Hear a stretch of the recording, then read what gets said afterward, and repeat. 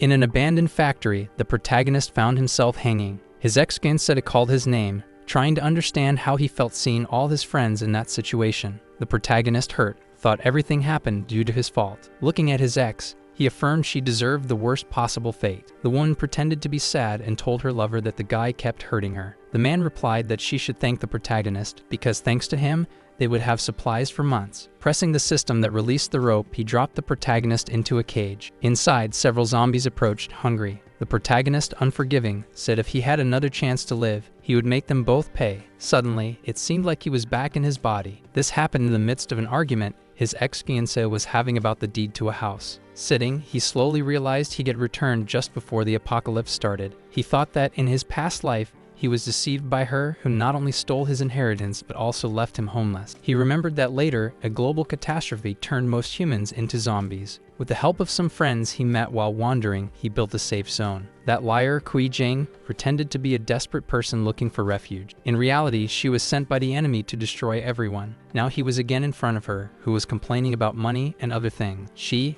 arms crossed, demanded attention. He wanted to respond in a sharp manner, but needed to hold back. He tried to act calmly, however, since she would not shut up, he put her out of his house. She could hardly believe it because, until a certain time, he had done everything for her. The protagonist simply closed the door, leaving her outside. Looking at the calendar, he realized there was only a month left for the apocalypse to happen again. He also saw a task system with a new mission that required preparation for the apocalypse. It was a point and reward system for each mission. The protagonist also noticed there was a store in the system where the earned points could be spent. He almost forgot that, in his past life, he saved money for the wedding. That no longer made sense, so he picked up the phone and decided to splurge. Since the world was going to end, he at least wanted to taste a 3 Michelin star meal. He was going to taste for the first time the flavor of 300,000 roasted pork. Upon tasting, he experienced a divine flavor, something incomparable. Without delay, he ate the rest, savoring each piece. As he was eating, the mobile rang again. Looking at the device, he noticed it was the manipulative friend. Picking up, the woman made it clear how dissatisfied she was. The young man, irritated,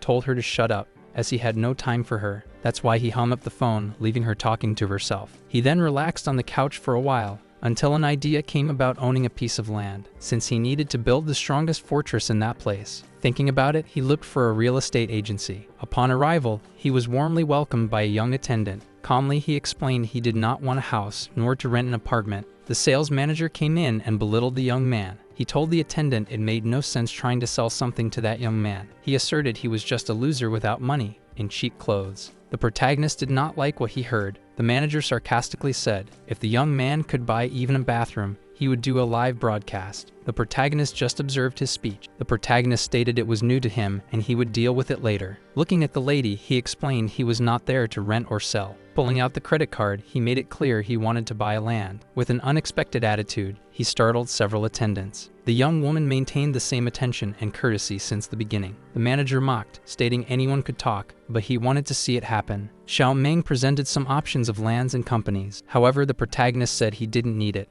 because he knew exactly what he wanted. He was looking for something close to mountains and with running water. While he listed the requirements, the attendant looked into the system if there was such a thing. The manager mentioned a lot in the East District that met the requirements. In a mocking tone, he claimed that the protagonist only made absurd demands because he had no money. The protagonist asked if the lot indeed met the requirements. Looking at the page, he noticed the location was good. He decided to take that lot and confirmed they could sign the contract and make the payment. The young woman was surprised to sell a lot with unfinished factories. She just wanted to expedite the contract signing and complete the sale. When the manager checked the payment, he couldn't believe his eyes. The protagonist finalized the purchase and reminded the manager that it was now his turn to keep the promise. The colleagues started the live broadcast showing the manager completing the challenge. On his taskbar, it appeared that he had earned 10 points. He had spent all the wedding money on the land purchase. As he passed near a fat man with a goatee, he realized he knew him. The man did not like seeing him in that place. Determined, his friends live streamed the manager completing the challenge. As his ex-girlfriend was getting ready, the phone rang. She answered quickly upon realizing it was her secret lover. The person on the other end informed her that the protagonist had spent the wedding money. Upon hearing this, the wicked woman was on the verge of collapsing. Elsewhere, the protagonist knew he needed to buy supplies and build a solid base. He was thinking of how to raise money when there was a knock on the door. It was his ex-girlfriend and her friend, both furious about the money story. Annoyed, he wanted to know what they were talking about. Irritated, the witch told him she knew about the land purchase with the wedding money. He thought it was ridiculous, as she wanted him to put her name on the deed. He showed that he had money but would not let her spend a cent. He told her he knew about her love affair with Lee Shuxian. The other one tried to appease, saying it was just a couple's problem. Out of patience, he put them both outside and closed the door. In the elevator, the two were talking. Now the friend thought the situation was lost. She already had plans to harm her friend's ex-boyfriend. The protagonist went to the purchased land and visited the unfinished factory. He chatted with builders and showed the desired adjustments. The engineer stated that it would cost a higher amount to undertake everything. The protagonist asked for an estimate, and the man calculated at least 20 million. Without showing any doubt, the young man assured that he would make the transfer within a week. He said he wouldn't run away and they could keep the land in case anything went wrong. While he was there, his ex-girlfriend's friend showed up looking for him. Curious, she wanted to know what he was doing and put her hand on his arm. Despite the young woman offering a lot of affection, he knew she was not worth it. She had many doubts about the land while continuing to hold his arm. Annoyed, he pulled his arm away and stated it was none of her business. The witch's friend was upset about being rejected by an unimportant person. He simply continued issuing orders on how the base should be built. The girl didn't want to miss the opportunity that her friend had already wasted. After some time at the construction site, the protagonist returned home. He believed he could sell the house to several people, as the end of time would come and nothing else would matter. As he reflected on this, he was thinking of ways to raise more money. Someone knocked on the door persistently. By the voice, he realized it was the neighbor below, since he always had an interest in the house. He had never thought of selling it, as he intended to live there after the wedding. After listening to the man's remarks, he explained that he had stayed home and went to bed early. He asked the neighbor to stop with that. He knew about the interest and would sell to him. The man could hardly believe this day had come. However, the protagonist imposed a condition. The house could not be delivered before 6 months, but he required a deposit of 5 million. He asked if the neighbor agreed, and he immediately accepted. However, the man was anxious and wanted a contract to secure the deal. The protagonist pondered that it would not be worth it, as he would not be able to enjoy the house peacefully. He thought as soon as the 5 million were transferred, he could repay the loan. Before that, he needed to complete the system task and claim the reward. Working in the food sector, he needed to secure supplements for the whole year. People watched the quantity of products and thought he was not very normal. He already had several carts completely full. People commented on the reason for that absurd purchase. On the mission panel, it indicated that the objective had been completed. The protagonist knew that, in the future, improving the attributes would be essential. He needed to choose the best box of supplements. He opted for the magic box, a ring that stored 500 square meters of products. Satisfied, he gained that extra space. The time stopped within the space meant that the products would remain fresh. A new task arose, demanding 10 years of sustainability. The supermarket manager appeared, wanting to know who was causing such a commotion. Upon seeing the protagonist, he realized that he knew him from school times. He also did not like seeing him again. He remembered his and his colleagues' actions in the past. Now he saw that man again in front of him. He asked if he was still intimidating others as before. He showed the carts and explained he was just shopping as any other customer. Annoyed, the manager ordered him to pay for everything or free the carts. An hour later, the payment was finalized. The cost was high, and the manager promptly handed over the card machine. With his card, he made payment without hesitation. With that, the manager was surprised to see the transaction went through successfully. Along with the security guards, he decided to distance himself from the young man. However, the protagonist still had unresolved business with him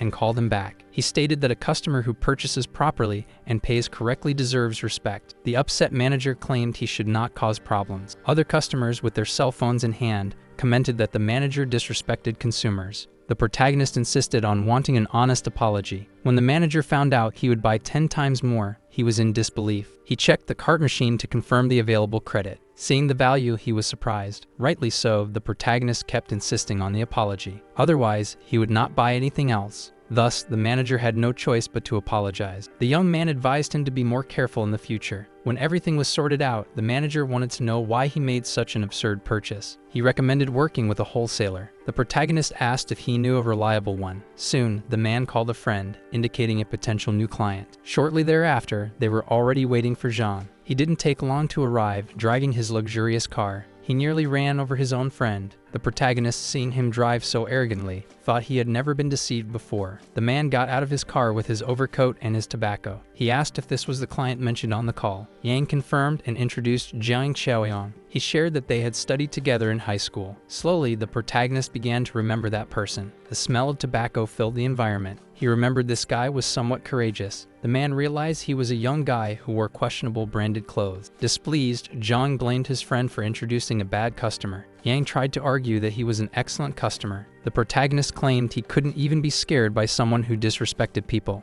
This deeply affected the man as he felt veins popping on his face. Fearlessly, the protagonist repeated that he just underestimated others. It seemed the man had only paid attention to the part where he called him ignorant. Yang asked the young man to avoid touching his brother's sore spot. Jiang, already furious, scolded Yang once more. He asked about the desired merchandise and the form of payment. The young man said that if he would stop adjusting his collar, he could show the account. Seeing the balance, the businessman could hardly believe the available amount. The proposal was $1 million upfront, with $4 more million when the goods were ready. He wanted rice, salt, snacks, drinks, or any other food. Jiang changed his expression and asked the young men to follow him. Showing a warehouse full of goods, he stated that taking a whole shipment would receive a discount of 10%. The protagonist claimed that this would depend on the origin and quality of the items. He observed closely and noticed that the outer layer was almost expired. Taken aback, the man noticed that the young man knew about business. The protagonist thought of backing out of the deal, since he wanted good quality products. He confirmed that for those near-rotted goods, he had other plans. Since the man offered a 50% discount,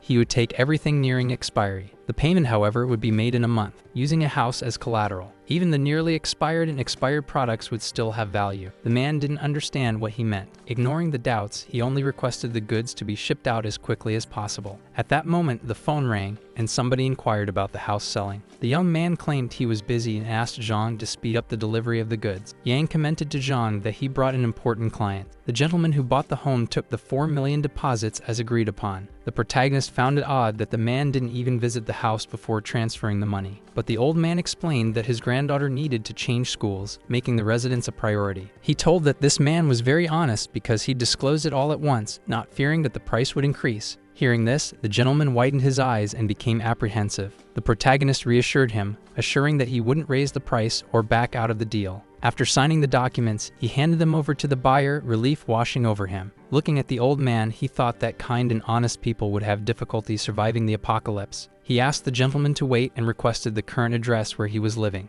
Then he returned to the building site to check the construction progress. The second part of the funds had been completed, and they informed him that the money would be transferred shortly. The construction was 70% to 80% finished. The warehouse was already prepared, and the gate installed as requested. Considering this, the protagonist asked Jiang to deliver the goods to that address. The people hired to help considered the young man generous for paying $2,000 per person. The protagonist was analyzing the best way to organize the products, separating fresh fruits and other items. The work lasted until night, when he finally stopped to assess everything. The taskbar showed that he had supplied for 10 years. A new box appeared in the system's store. He carefully examined the system's bar and its functions. He believed he was lucky to acquire skills before the apocalypse. He won a mind's eye, allowing him to see people's hostility. He was satisfied, for he could identify threats before chaos began. The next task required him to be fully armed. He liked it, because that was exactly what he planned. During the night, he wandered the market looking for supplements. The protagonist observed the movement as he walked around the place. A voice in the crowd caught his attention, someone trying to bargain.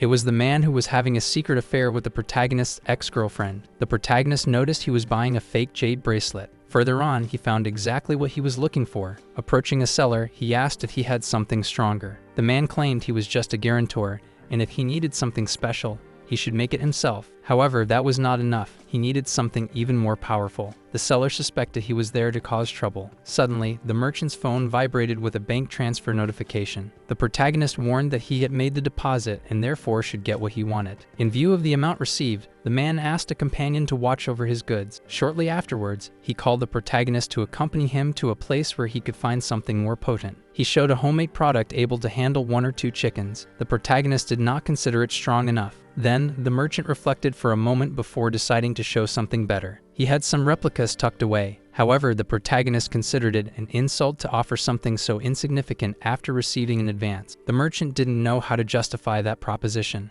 The young man warned that he had paid 10% in advance and was acquiring $2 million in equipment. The attendant was apprehensive, not understanding what work sector he was in. After thinking, he understood the request and went to look for something more suitable. He unlocked the safe and watched if no one was paying attention. With a serious face, he affirmed that the protagonist had found the right person. He assured he could meet that demand, but demanded payment in cash. As the protagonist was leaving, the attendant recommended he be careful when leaving. The man who was having an affair with his ex-girlfriend recognized the young man immediately. That fat, bearded man wanted to know what he was doing there. The man showed excessive interest in the young man's financial and personal life. The protagonist believed that this was the ideal time to test his new ability. He used the mind's eye to measure the hostility around him. The protagonist asked if that man was deluding Jing to get favors. The old man with the beard got angry when he heard the young woman say his jewels were fake. The attendant asked if the protagonist knew that man, and he replied that he was just another enemy. Before leaving, the young man asked them to have mercy on that man. The guys around were eager to teach the old man a lesson.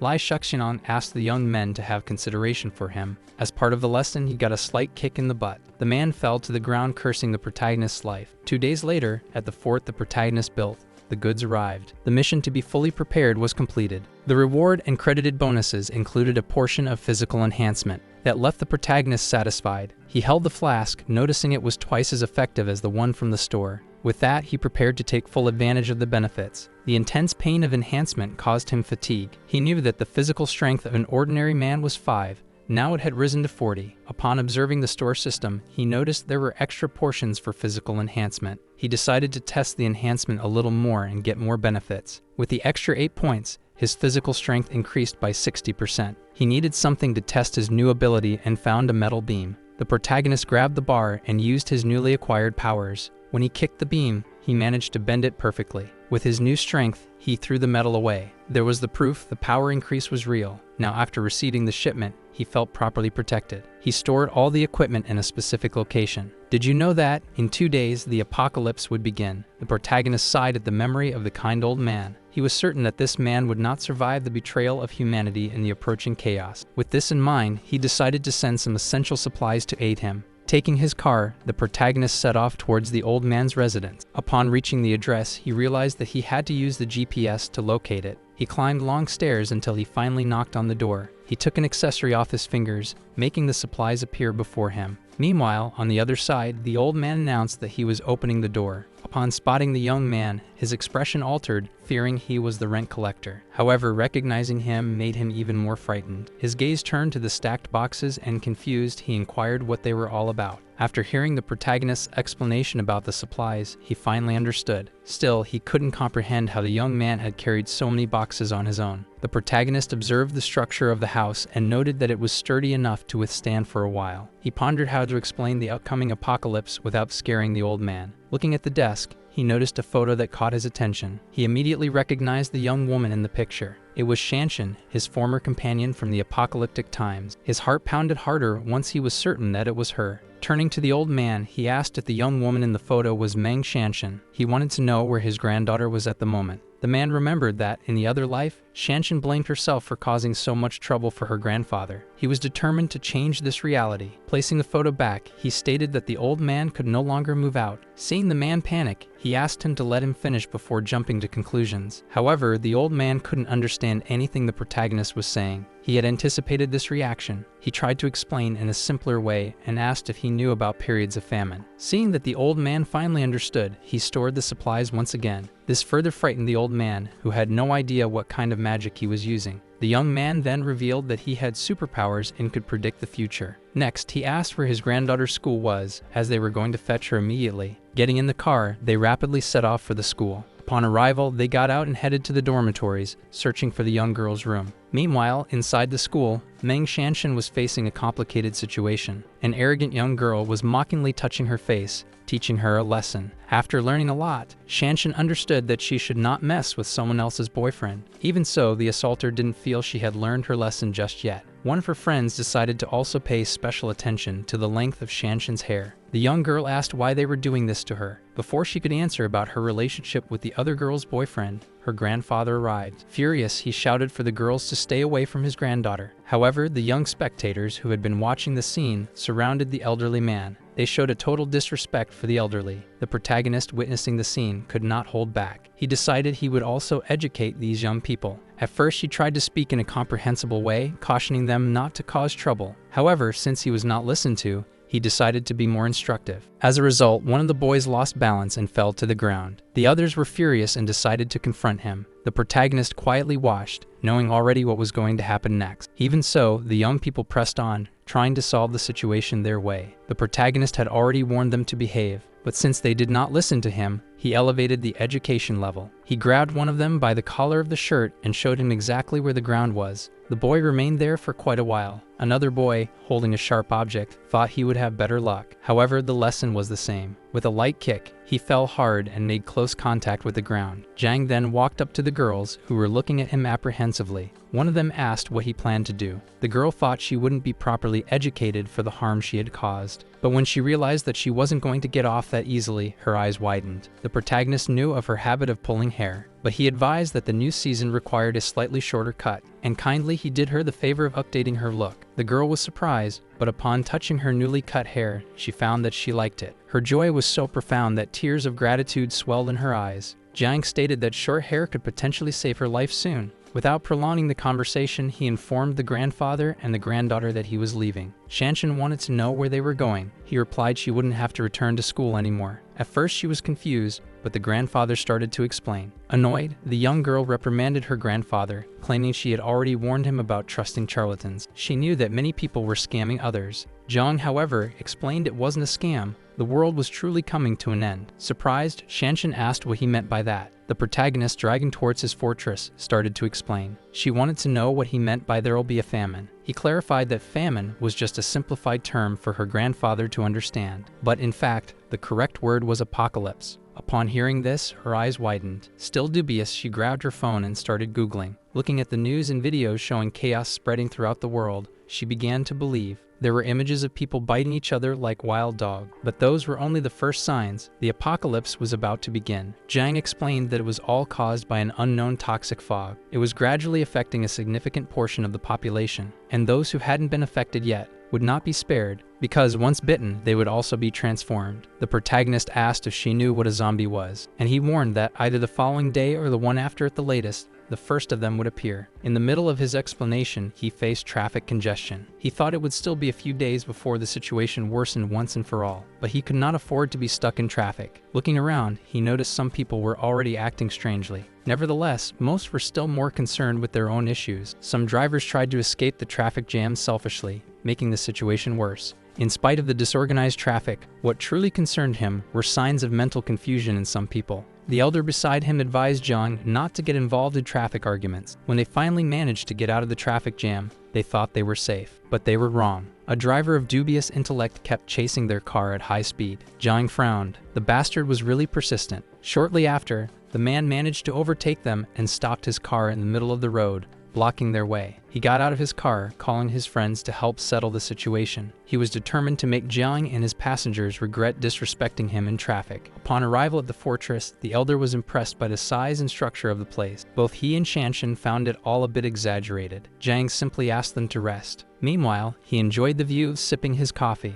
Shortly after, the young girl appeared, visibly pleased after a good night's sleep. He then asked her to accompany him to check the fortress. The walls were made of reinforced concrete. The gate, controlled remotely, was 3 centimeters thick steel. Jiang explained that only the 3 of them were authorized to enter the fortress. Shanshan, curious, asked what they would do if survivors appeared. Jiang sighed and replied that, in the apocalypse, people would become unpredictable. The dark side of human nature would amplify. The grandfather and granddaughter, watching from above, noticed there was a specific area for survivors. Jiang ensured everything had been calculated, including the food supply. He showed them the warehouse where he stored supplies. Before teaching them how to protect themselves, he used the mind's eye to analyze if they bore any hostility. When he realized they were both kind and trustworthy, he continued the tour. He handed each of them a protective item, asking never to part with it. The elder assured he would guard that object with his life. Meanwhile, the system issued a new mission: find old companions. Jiang found this great, as he had been worried about how to locate them. Before leaving, he reinforced the rules to the 2 and sped off in the car. Meanwhile, somewhere else in the city, a group of friends gathered to have fun at a karaoke bar. The night was going well until 2 of them went to the bathroom. Upon coming out,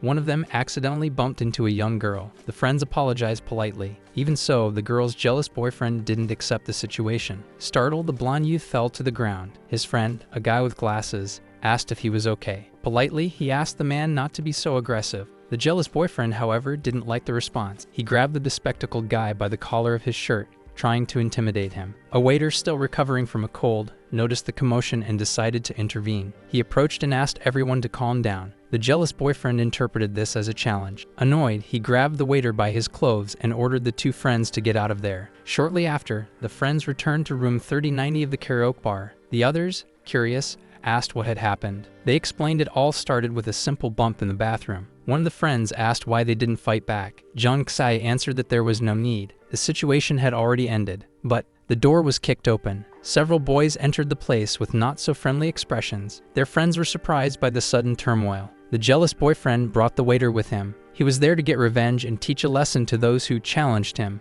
The fun group realized things were about to get ugly. Outside the karaoke, Jiang arrived. He was there to reclaim one of his friends, and was not surprised to find him at a karaoke. Climbing the stairs, he was greeted in an unfriendly manner. In the midst of the confusion, friends helped each other. The rich kid, trying to impress his girl, asked if she was better yet. She, still annoyed, felt that the person who bumped into her did not get what he deserved. The friends, tired of the situation, decided they couldn't take it anymore. The impatient man believed that these lower people were too bold. The confusion grew and took unexpected proportions. While one lay on the ground, others were starting more disagreements. Among them, one of the young boys was trembling without being able to react. In the middle of the crowd, a waiter was sweating and feeling his body strained. That boy, with an empty look, watched everything without further control of his own actions. On impulse, he ran towards the young boys, ready to attack them. As soon as he reached the target, he bit into the shoulder. The pressure of the attack was intense, preventing any reaction. The most fearful of the group was just watching, fearing he would also be targeted. Several people tried to separate the waiter, who didn't stop.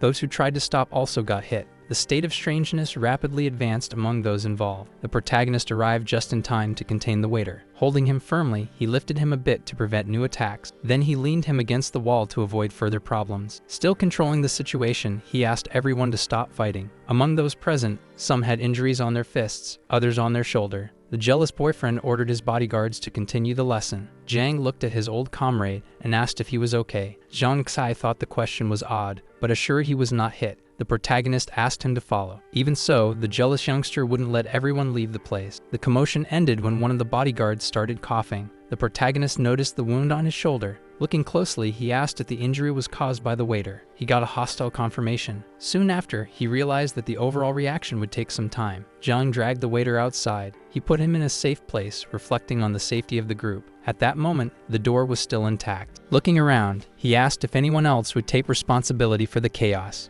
Jiang Xiaoyong, confused, found it odd this youngster who kept repeating his name. The fortunate one, devoid of intelligence, kept provoking the protagonist. Patience was no longer the same, but he kept his composure. With a touch of irony, he replied politely. The bodyguard, witnessing the scene, advanced to resolve the issue. This one also ended up on the ground, easily knocked down. While fallen, he began to convulse. The protagonist raised his gaze and asked if anyone else wanted to test his fists. Everything was settled. Jiang Xiaoyong asked they take their friends and wait outside. At the same moment, the people on the other side were also withdrawing. The young blonde was still upset for not getting her revenge. Everyone was stopped by the protagonist, who needed to talk a bit more. He advised these people not to drink so much that they can't even remember their names. His words were so sensible that one man could not stand up. A man was locked in. The door wouldn't open, and he knocked so someone from the outside would unlock it. Meanwhile, another man was already transformed and lunging at him. In the face of that agitation, the protagonist had no choice but to lock the door. When a waiter asked the protagonist if they needed help, he asked that the door be kept completely closed. It was said that it was a rabid flu and that they should keep their distance.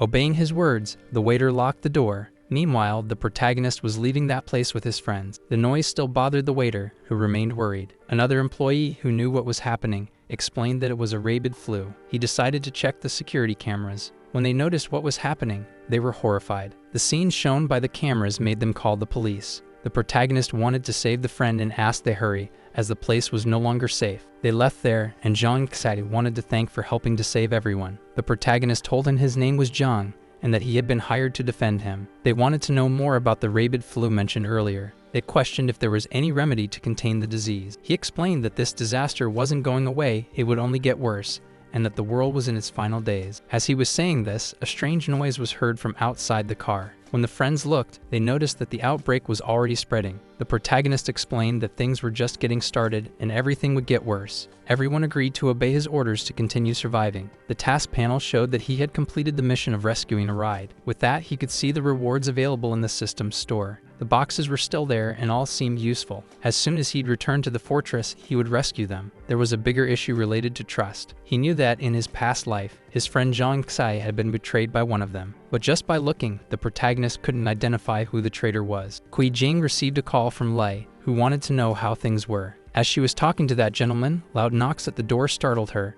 After looking through the peephole, she saw that it was safe and opened. Her friend said that old Liu from the first floor had been taken that morning. Kui Jing wanted to know what happened. The friend explained that the police and ambulance had taken him together. That was when she understood why there was so much noise that morning. The redhead said it seemed to be a rabid flu and asked if the supplies had already been sent. The young woman, wearing a schoolgirl outfit, thought her friend should call Lei Shuxiang and ally with him. Kui Jing wanted to know how she managed to plan all of this and how she knew so much about her ex-fiance's life. She also concluded that her ex already knew that all this chaos would happen. The redhead suggested that when she earned enough money, she should ask Li for the most part. Headlights cut through the darkness of the night as a black car crossed through the base gates. The doors opened and everyone got out, cautiously looking around. Zhang Qi commented that the place seemed like a fortress. The protagonist confirmed that was everyone's first reaction. Sheng Bo and his granddaughter asked if the leader was okay. He told them not to worry and informed them he would now introduce the new members. The protagonist introduced Zhang Qi and his friends. After that, he introduced them to Sheng Bo and his granddaughter,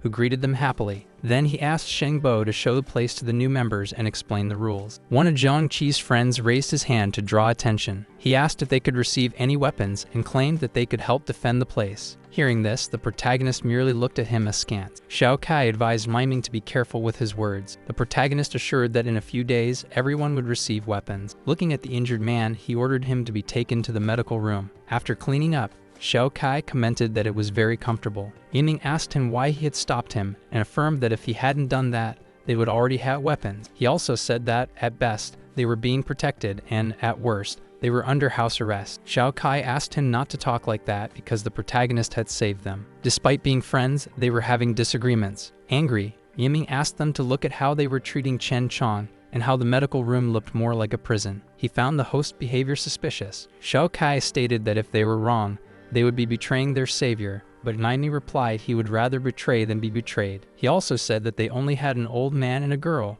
so they could capture both when the protagonist was out. His friends looked at him to understand if he was serious. Quickly, he said it was just a joke. The friends were relieved that he was not serious. As they were leaving, he thought that in chaotic times, everyone had to be ruthless. In another room, Sheng Bo and his granddaughter arrived to bring the update. He informed the protagonist that everyone was settled in and that the severely injured one's name was Chen Chong. The protagonist thanked him and told them to rest as they didn't know what could happen the next day. Before they left, he caught their attention again. He asked them to keep an eye on the other two friends of Zhang Qi because he had a feeling that there was a traitor among them. He waited for everything to calm down because he needed to check the system's store. His goal was to rescue the boxes he had observed earlier, supply boxes to acquire resources for the apocalypse. After successfully rescuing all of them, he found various items and ammunition. Looking at the pile of supplies, he remarked that they would come in handy as they were in the apocalypse. The other day, early in the morning, 3 cars approached at high speed. The vehicles arrived at the protagonist's base, and someone asked if that was really the right address.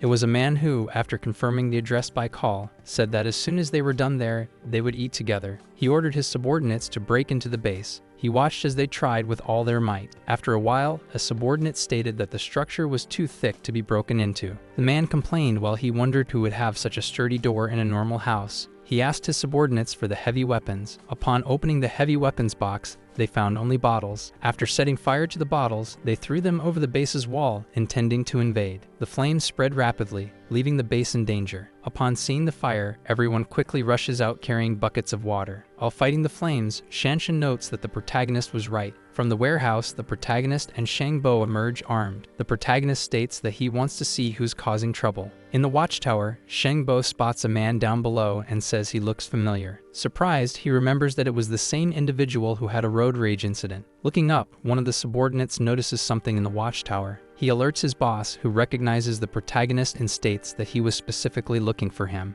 The invading leader demands the protagonist come out, or his base will be set on fire. The protagonist states they have 5 minutes to leave. Hearing this, the invader orders more boxes of flammable cocktails. Suddenly, a new mission is issued. With the base under attack, neutralizing the threat becomes necessary. The protagonist knows they don't deserve warnings. Leaving them alive would just bring problems in the future. Without hesitation, he fires his gun. The shot hits the invader's arm. Holding the wound, he screams in pain. The protagonist comments that he's rusty after a few quiet days. Realizing the strength of the weaponry, the enemies retreat. However, no one would come out unscathed. The following shots took down several of the invaders' subordinates. The leader manages to get in the car and orders the driver to accelerate. Shangbo watches the escape and comments that they're fleeing by car. The protagonist tells him to calm down, as there's an automatic rifle for that. He fires a burst of bullets at the fleeing vehicle. He reloads his gun and continues the shooting. Shangbo, impressed, thinks he didn't even demonstrate such skill during his service. The shots hit the cars, driving away the enemies. The protagonist instructs Shangbo to order the others to clean up the mess. However, he reconsiders and decides to let the wounded turn into zombies so Zhang Qi and Shanshan can train. He then states that he's changed his mind and has other plans for them. On the way, Lai Shuxiang asks if they're close to the destination. Wen Shuya, with a sweet voice, responds that it must be at the next intersection. Kui Jing notices that whenever Lai Shuxiang is around, Wen Shuya behaves like this and already understands her intentions. She calls her friend to go together. Surprised, Wen Shuya asks if she also needs to go. She should, since she's the only one who knows the exact location. The redhead tries to find excuses to avoid following her. The two head towards the base. Realizing they have drifted off, Lai Shuxiang asks his group to be ready. He orders them to follow him as soon as he starts the car. His subordinates confirm the order. When Shuya asks her friend why she dragged her into this, she responds that she knows her well and is aware of her strategies. However, something up ahead grabs her attention. She wonders what is happening. The friend speculates whether there had been an armed confrontation. Kui Jing analyzes the scene and concludes that, given the state of the place, there was probably a dispute between two groups. The friend suggests he didn't survive and worries about the fate of supplies. While a man undergoes transformation, they ponder returning,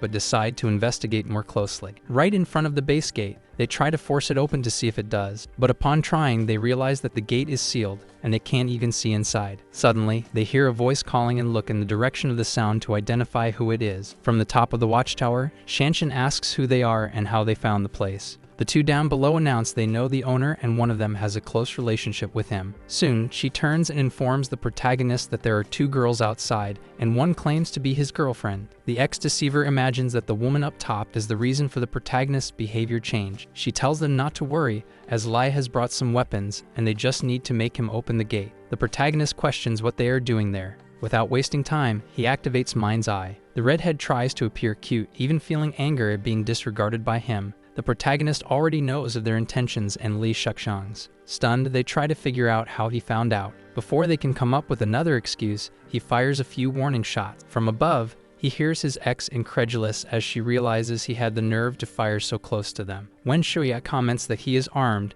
and that they should talk calmly, but her friend insists he wouldn't dare shoot. The protagonist asserts that shooting at them would be too easy. Both hear a noise and look behind. All they see are myriad patients with raging flu. What he wanted was to see chaos spread. The infected growled and ran towards the two. They barely managed to dodge and flee. Lai Shuxiang hears his name and looks at who is calling. Running and screaming, they beg to be saved. Frightened, he complains about the presence of the infected. He orders his group to act fast. It was at this moment that the situation turned against the traitor. Kui Jing, while swinging her bag, states that she doesn't want to die. She throws the bag at her friend. The bag gets caught on her feet. This makes her fall flat on her face. Fallen and unable to react, she is seized by the zombies. While becoming the meal of the infected, she curses her friend. Running without looking back, Kui Jing claims that she deserved it. In the watchtower, the system reports on the mission completion and announces the cleaning mission. Shanshan questions if they simply turned into zombies. The protagonist explains that there are now several viruses in the air and that, upon contact with a dead or severely injured body, the transformation occurs. He asks that everyone be called for a meeting. Sitting at the table,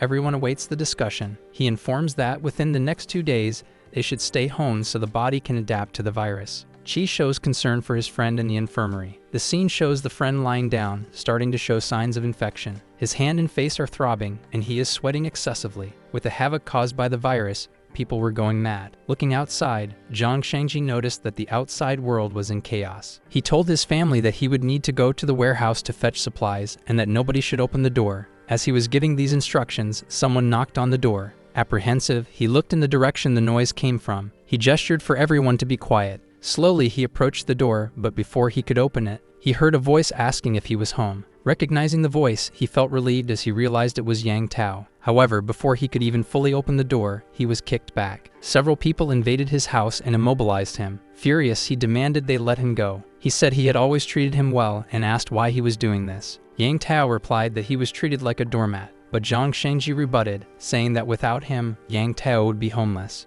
The intruder, however, seemed dissatisfied with his part in the negotiations and demanded the warehouse key. Jiang Xiaoyong refused to hand over the keys. Seeing that he wouldn't get what he wanted, Yang Tao walked towards Jiang Xiaoyong's family. He grabbed his wife by the hair and ordered him to watch. His son tried to react to save his mother. In a desperate move, he bit the aggressor's arm. Angry, the man tossed the child away. Seeing this scene, Jiang Xiaoyong reacted with fury, like any father would. Yang Tao told him not to worry because as long as he cooperated, his family would be safe, and demanded that he took him to the warehouse. When they finally reached the place, the intruders did not like what they saw. "Is this all that's left?" asked Yang Tao. Jiang Xiaoyong answered that it was he who landed that big client. This made Yang Tao reflect for a moment. He said that if they could seize the protagonist's supplies, they would have food for life. Hearing this, Jiang Xiaoyong warned that it's better not to mess with him, as he saw him armed and suspected that he knew about the apocalypse in advance. But Yang Tao didn't care. To him, this was not his problem. Jiang Xiaoyong was confused and asked why it would be his responsibility. That's when he heard that he should fetch the resources in exchange for his family's safety. Taken aback by the answer, he was left speechless.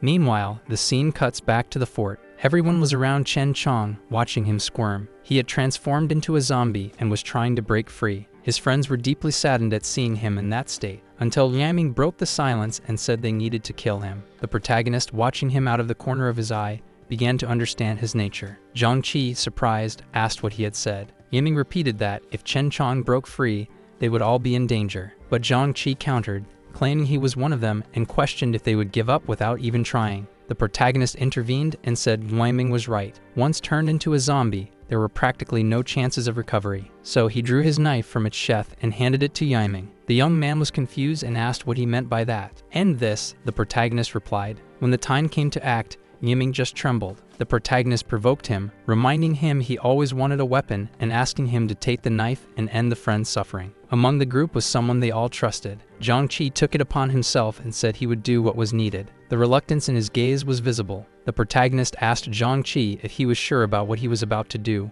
warning him that if he was wrong, he would become a murderer. But Zhang Qi, without hesitating, stated he trusted him. Satisfied with the response, the protagonist told him to go ahead. Facing his friend, who squirmed and growled, Zhang Qi mustered courage and brought down the knife swiftly. However, before the blade could hit the zombie, it was stopped. The protagonist grabbed his hand before he did something irreversible. Confused, Zhang Qi questioned why he was stopped. The protagonist explained that the zombie was a special case and still had utility. At that moment, the system notified him that a rare mutant was discovered. Looking at the zombie still growling and trying to break free, the protagonist asked, "Was your name Chen Chong?" Without waiting for confirmation, he declared he had a task for the infected. The scene cuts to another location, showing a high-speed car. The driver loses control and crashes into a pole. Leaving the vehicle, Shang-Chi laments his bad luck. Sad about losing the car, he sighs and says that at least he's almost at his destination. Suddenly, a zombie pops up and jumps at him. In a quick movement, it manages to bite his arm. Shang-Chi shoves the zombie away and runs as fast as he can back to the car. Inside the vehicle, he grabs a crowbar. Turning with force, he hits the creature in the head. Unsatisfied, he delivers a few more blows until the zombie stops moving. He knew this place was not safe. Trembling, he continues his walk towards the base. At the base, many zombies roam from one place to another, hoping to find a victim. The protagonist went out to observe the surroundings and brought some of the base residents to teach them how to deal with the infected. Shanshin comments that the gear is uncomfortable and bothersome, but the protagonist reinforces that zombies are much stronger than humans and that the gear is necessary. Observing from a distance, he notices they were at one end and a threat was approaching from the other. He alerts the group to get ready as they had come into the perception field of the infected. The zombies notice the group's presence and run towards them. The leader reminds the team to always watch each other's backs and keep distance. He dodges the enemy's onslaught and explains that when a zombie misses, that's the best moment to attack. Hearing this, Xiao Kai attacks with a hatchet. The blade hits the zombie's forehead, but has no effect. While Xiao Kai complains, the protagonist uses his mistake as an example of what not to do. But before he can finish the explanation, the zombie jumps on Xiao Kai, who goes into shock and cries for help. The protagonist, observing sideways, says the defense was perfect, but asks Jiang Qi to help his friend. Jiang Qi positions himself behind the zombie and lands a blow on the creature's neck. The protagonist reminds everyone that one hit is not enough. Knowing this, they all attack together until they bring down the monster. Turning to Jiang, the protagonist asks how they did. Jiang was about to answer when he noticed a zombie approaching the protagonist from behind. The infected lunges at him, but is swiftly grabbed by the head. The protagonist, without losing composure, looks at Jiang and asks if he already forgot what was taught about paying attention. Everyone is startled to see he had not let his guard down at any moment. From a nearby debris, Shangji observes the infected prowling the base. He wonders if the protagonist had already met his end, but then he hears his voice. Watching from behind a car, Shangji confirms that it's indeed him. To his surprise, the protagonist was not only alive but hunting mutants with his team. But while Shangji was watching, an infected hidden under the car surges out suddenly. A red-haired woman, zombified, reaches out and grabs his leg. Startled, Shangji loses his balance and falls to the ground. Looking at the terrifying face of the creature, he panicked. The redhead zombie was growling, ready to devour him, but the redhead on top of him was soon blown to pieces. It was the protagonist who fired at the zombie attacking him. Panting, Shangji threw what was left of the zombie to the side. The protagonist asked what he was doing there. Approaching, Shangji said he could not believe he's still alive to see him, but there was a wound on his arm, something that did not go unnoticed. Pointing the gun at him, the protagonist stated that Shangji had been bitten. Terrified, he pleaded not to shoot, claiming he had something important to say. The protagonist asked him to speak, but not to come closer. Shangji said that his former business partner had kidnapped his family to steal the warehouse resources. He pleaded for the lives of his wife and son, knowing these beasts would not hesitate to hurt them. Still unsure, the protagonist thought that despite the profit, the man had helped him greatly in the past. Observing his team, he realized there were far more men than women, creating an imbalance. Suddenly, he heard a system notification sound and thought that finally there was an advantage. The task was to rescue Zhang Shangji's wife and son with a reward of 25 points. After analyzing the mission, he claimed that he would save Shangji's wife and son. The man, moved, bowed and said he would only be able to repay his kindness in the next life. He asked the protagonist to do what had to be done and end him before he turned into an infected. Looking thoughtfully at Shangji, the protagonist asked Shanshen to bring a bike. Kneeling, Shangji asked why he was being treated with such kindness. Accepting the order, he thanked him. Once on the bike, he pedals as fast as he can. The only things separating him from becoming infected were his thoughts about his wife and son. One of his eyes had already acquired the characteristic tint of the infected. Back at the base, after piling all the killed zombies into a heap, they poured a lot of gasoline. Tired from the work, they set it on fire. The protagonist noted that with their current strength, they could handle 1 or 2 zombies, but facing a group would be very difficult. Turning around, he asked them to follow him. He stopped in front of a shed and called for Shengbo. He said he would go to the city at night and handed over the warehouse key. Worried, Shengbo commented that the city was a mess and asked if he was going alone. Soon, Xiao Kai and Jiang Qi volunteered to go along, but the protagonist refused, saying they would be a burden. He traveled by car, prepared for attacks. He complained that the system upgrade took too long. Knowing the mission would be hard, he decided to manually upgrade, which cost him 4 points. Looking at the system interface, he noticed that the cost of manual upgrade had doubled. Still, he had the required amount. Upon purchasing the reward box, 20 points were deducted. A bright light emanated from the car. After opening the box, he received a +5 physical strength enhancement serum. He complained about the light, stating it was like being hit by a flashbang. It was another interesting toy. Excited, he immediately used the serum. His body was agitated. His strength attribute increased from 10 to 15, making him 260% stronger than a normal human. At Zhang Shangji's house, his wife tried to calm the child, assuring that the father would take care of everything. But suddenly, Yang Tao and his henchmen entered the room. Surprised, she asked what they were doing. The two men wanted to have fun a bit with the woman. To satisfy their sick curiosity, they tore open her blouse. Seeing the scene of the henchman holding the mother, the son couldn't stand it and tried to help. As they tried to immobilize the woman, who was screaming for help, one of the accomplices approached, frightened by the noise, to see what was going on. Upon noticing his presence, The others invited him to join the fun. Lai, however, gave a warning, which irked his companions. Solemnly, the henchman explained they shouldn't mess with that wound for now. However, he made it clear that once they'd dealt with her husband, they could do as they pleased. Respecting the momentary decision, the majority backed off, but one of them vowed to return. In tears, the woman embraced her son, who was also crying desperately. Meanwhile, outside, the chaos of the zombies continued. Inside the car, the protagonist drove while thinking that, with 13 resistance points, he was above average. But he noticed that continuing to drive was difficult. Traffic was chaos, with people fighting for survival.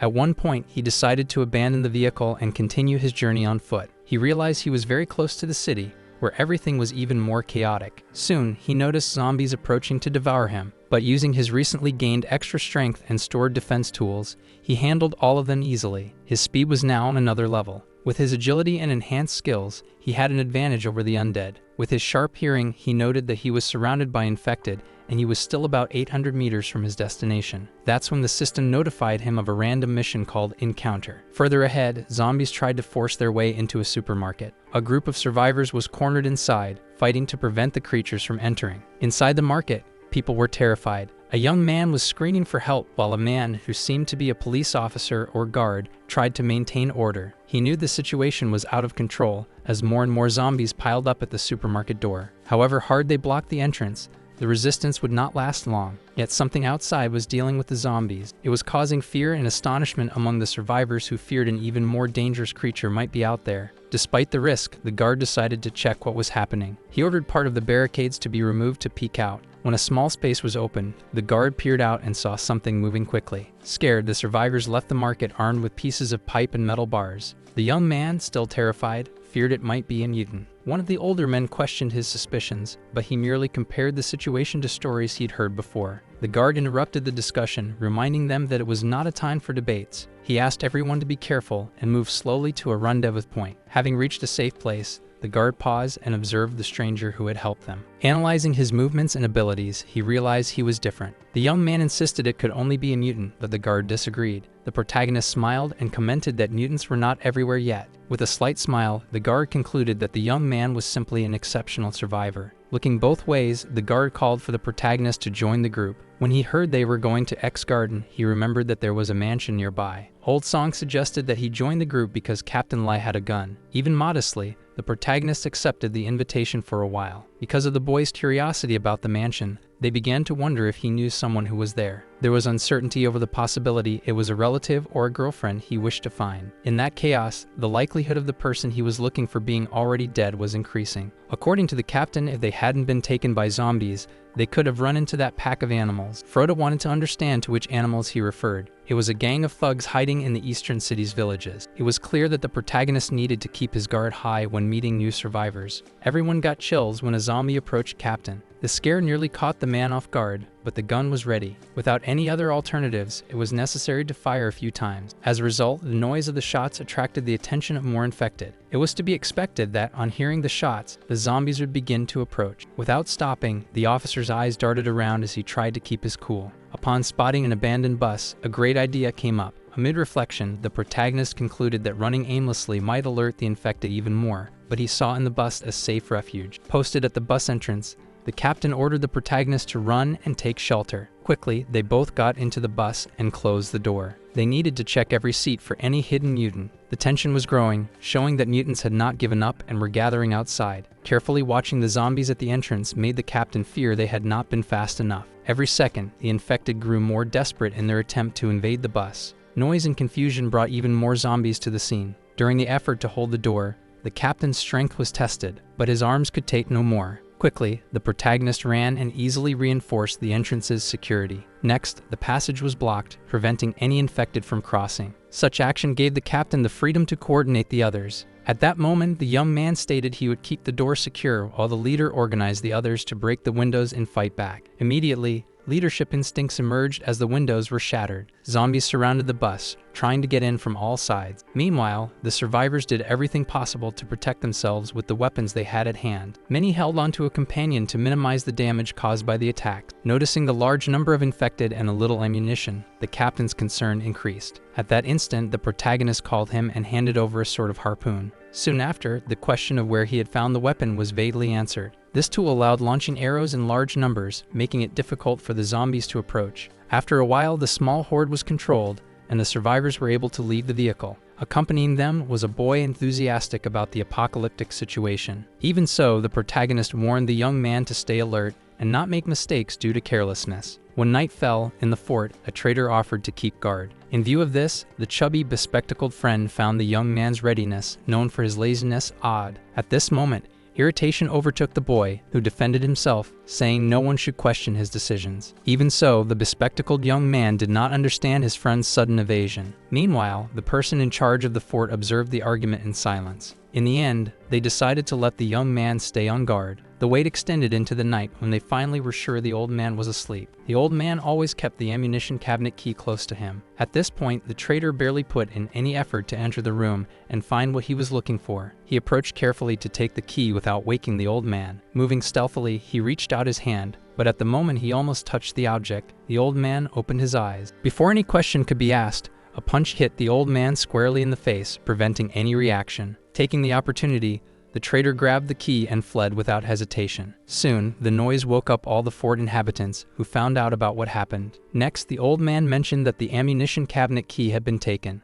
The chase began. Everyone ran in an attempt to stop the escape. Desperately, Lu Miming knocked everything down along the way, creating obstacles to delay his pursuers. No one could believe he had truly betrayed the group. After a while, he stopped in front of the infirmary with a plan in mind. He believed his friend in treatment, already zombified, could be useful for his escape. Entering the place and seeing the boy's weakened state, he didn't hesitate to set him free. One of the restraints was already loose, further facilitating the release. As they reached the corridor, the others realized the situation and were outraged. It was hard to accept that someone had interrupted their friend's treatment. The order was given to surround the infected and ensure he couldn't cause damage. The group positioned around their transformed friend, who reacted little. It was surprising how easily they managed to immobilize him. Taking advantage of their control over him, they decided to lock him back in the infirmary. Pushed inside, he almost walked in on his own, which was puzzling. Watching through the window, everyone wondered why he wasn't resisting. The old man reflected on the wasted time while the traitor had already achieved his goal. Another member who had been observing everything wanted to understand the relationship between the elderly man and the young man he referred to as a brat. The traitor, finding only one weapon, wondered where the rest were. Still, he thought that one would be enough to handle any problem. He believed no one there was worthy of confronting him,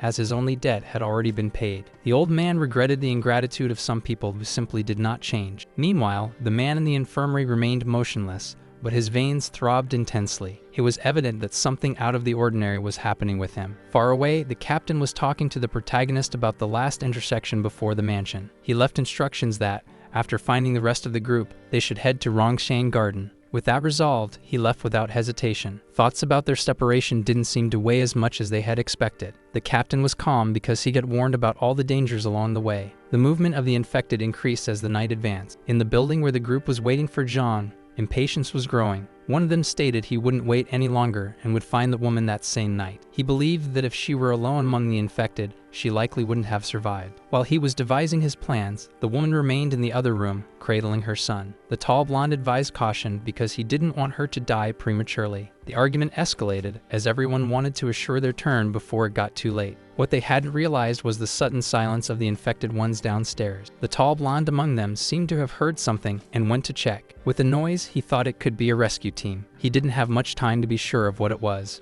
He was unable to keep his head on straight. In the woman's room, the others arrived, terrifying the young woman and instilling fear in her. One of them, with a sarcastic smile, ordered her to stop pretending. Terrified, she remained motionless when they pulled at her child's collar. For reacting, she received a slap to wake up. The young man was thrown aside to not bother. In tears, the boy outside closed his fist in anger. Even so, he was thrown further away for being inconvenient. When the door closed, he was terrified. A loud noise drew his attention. Seeing one of the henchmen fallen, he was even more scared. Shortly after, he saw someone's shadow, and it sent chills down his small body. The protagonist asked if he was Zhang's son. Scared, the boy just agreed. The woman was still crying, trying to be silent. This annoyed the guys who wanted to hear her scream for more fun. Even though they didn't want to struggle, they agreed they would have fun by themselves. The game ended when someone kicked the door. They had little time to notice what was happening. The leader, thinking all that ruckus was coming from the boy, ordered to get rid of him. When he saw one of his own fallen on the floor, he was horrified. They asked what was happening.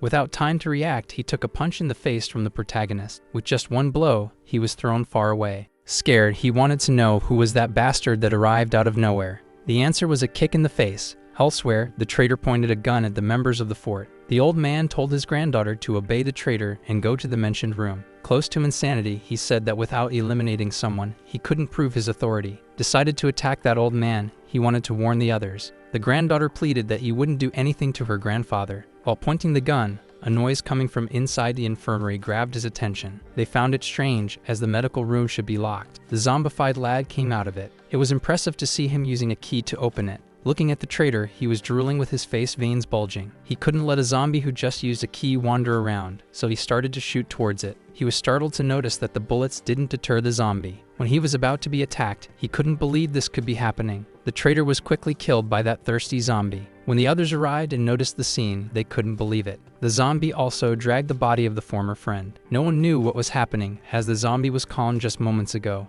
Suddenly, in an act of madness, it attacked its own friend. Even in front of the scene, they couldn't believe what was happening. The zombie picked up the key again and opened a room. He locked himself in with his friend's body and threw the key away. Everyone remained silent, looking at each other scared. Elsewhere, the protagonist had dealt with the henchmen who were in Zhang's apartment. He looked at the boy and asked him to come closer. The woman wanted to know what he planned to force her son to do. The protagonist simply repeated for the boy to come closer. Brave, the boy assured his mother everything was fine. The protagonist, with a cutting object in hand, instructed the boy to hold it. Pointing at the malefactors who had assaulted his mother, he ordered their elimination. The two thugs screamed in terror, begging that the kid wouldn't do anything to them. The respectful woman called the protagonist boss and insisted her son was just a child. The protagonist warned the woman that from that point, the little boy didn't exist anymore. He looked at the boy and said that now he was the only man capable of protecting his mother. He also affirmed that the boy needed to muster courage and deal with the animals who hurt his mother. With tears in his eyes, the boy was ready to take matters into his own hands. In an act of fury, he lashed out at his mother's two assailants and put an end to them. The mother, repeating her son's name, could barely believe he had the courage to do such a thing. The boy wanted to know if those villains had also ended his father. Without hesitation, the protagonist confirmed it. The boy, upon hearing this, threw the sharp object on the ground and ran into his mother's arms, crying. The woman, terrified, asked the young man to take her son with him. The protagonist made it clear that he would take the two with him, as he had promised this to Jiang. With this, each of the three grabbed something to use as a weapon before they departed. Once they were outside, the little boy was startled by the number of eliminated zombies. Curious, he asked who was strong enough to do that. The protagonist asked them not to stray too far. Hearing some noise, he asked the two to wait for a moment. He asked the woman if she knew the location of Rongshane Garden. She said it should be in the direction he was looking at. Meanwhile, in front of that building, some men were shouting that they wanted all the supplies and women inside. Inside the building, the survivors didn't know whether to fight or simply surrender. However, the captain was not willing to comply with the delinquents' desires. One of the two women thought they should go out and beg for the rest of the people to be spared. However, the other woman refused to go out and serve as a toy for their lust. The captain refused to do anything so stupid. The thugs outside believed the survivors had good weapons, but inside, their leader was also armed. They had a plan